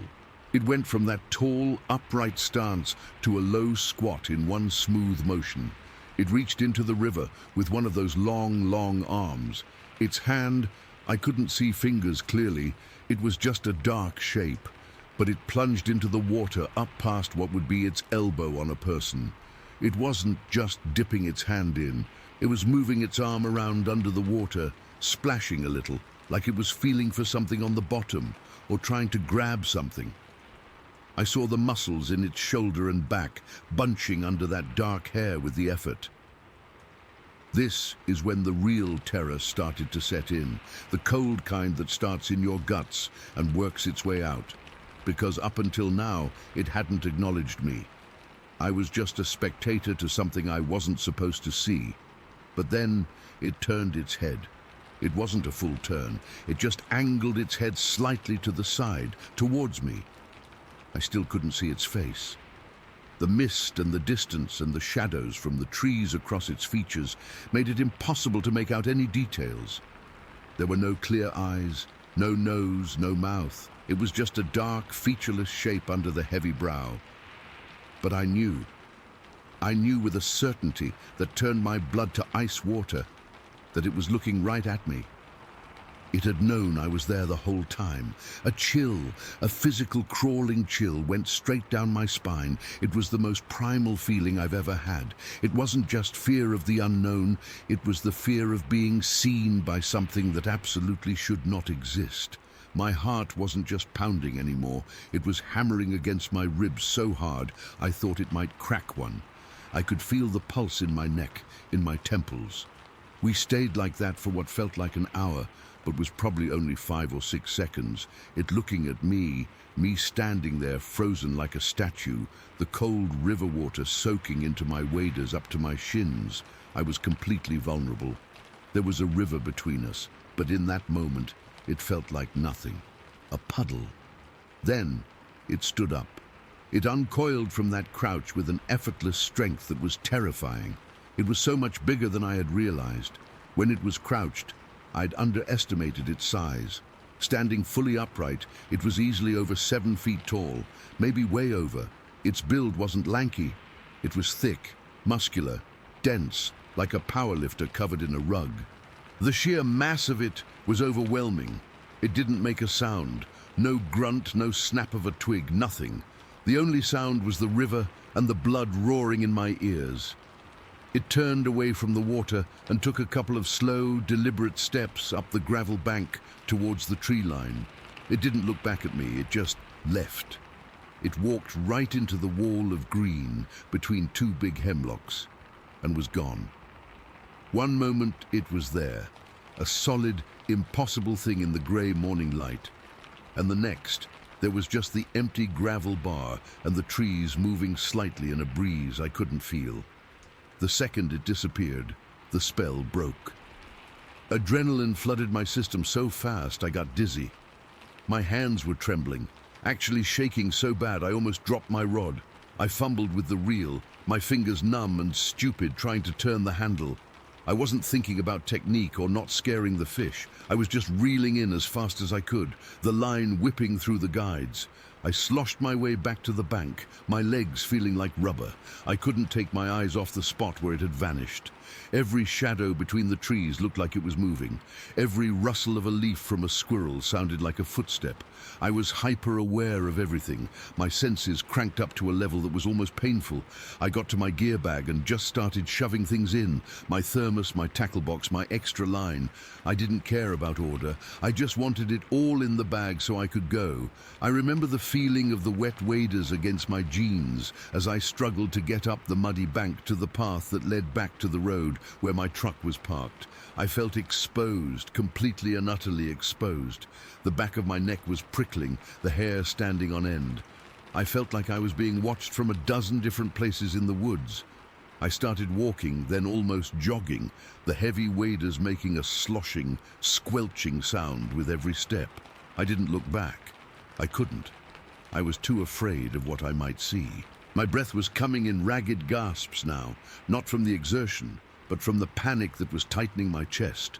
The quarter-mile walk back to the truck felt like 10 miles. Every snap of a branch made me jump.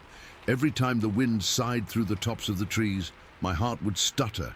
I was convinced it was following me, that those long, heavy strides were moving silently through the trees, just out of sight, keeping pace with me. When I finally broke out of the tree line and saw my old Ford pickup sitting there in the pullout, it was like seeing a lifeboat. I fumbled for my keys, my hands still shaking so badly I could barely get the right one into the door lock. I yanked the door open, threw my gear bag onto the passenger seat, and practically fell into the driver's seat, pulling the door shut with a slam that echoed in the quiet morning. I locked the doors. It was a stupid, automatic gesture, as if a lock on a truck door would mean anything to what I had just seen. I sat there for a minute, just gripping the steering wheel, trying to catch my breath. I looked out at the tree line, half expecting to see it step out onto the road, to stand there looking at me with that featureless face.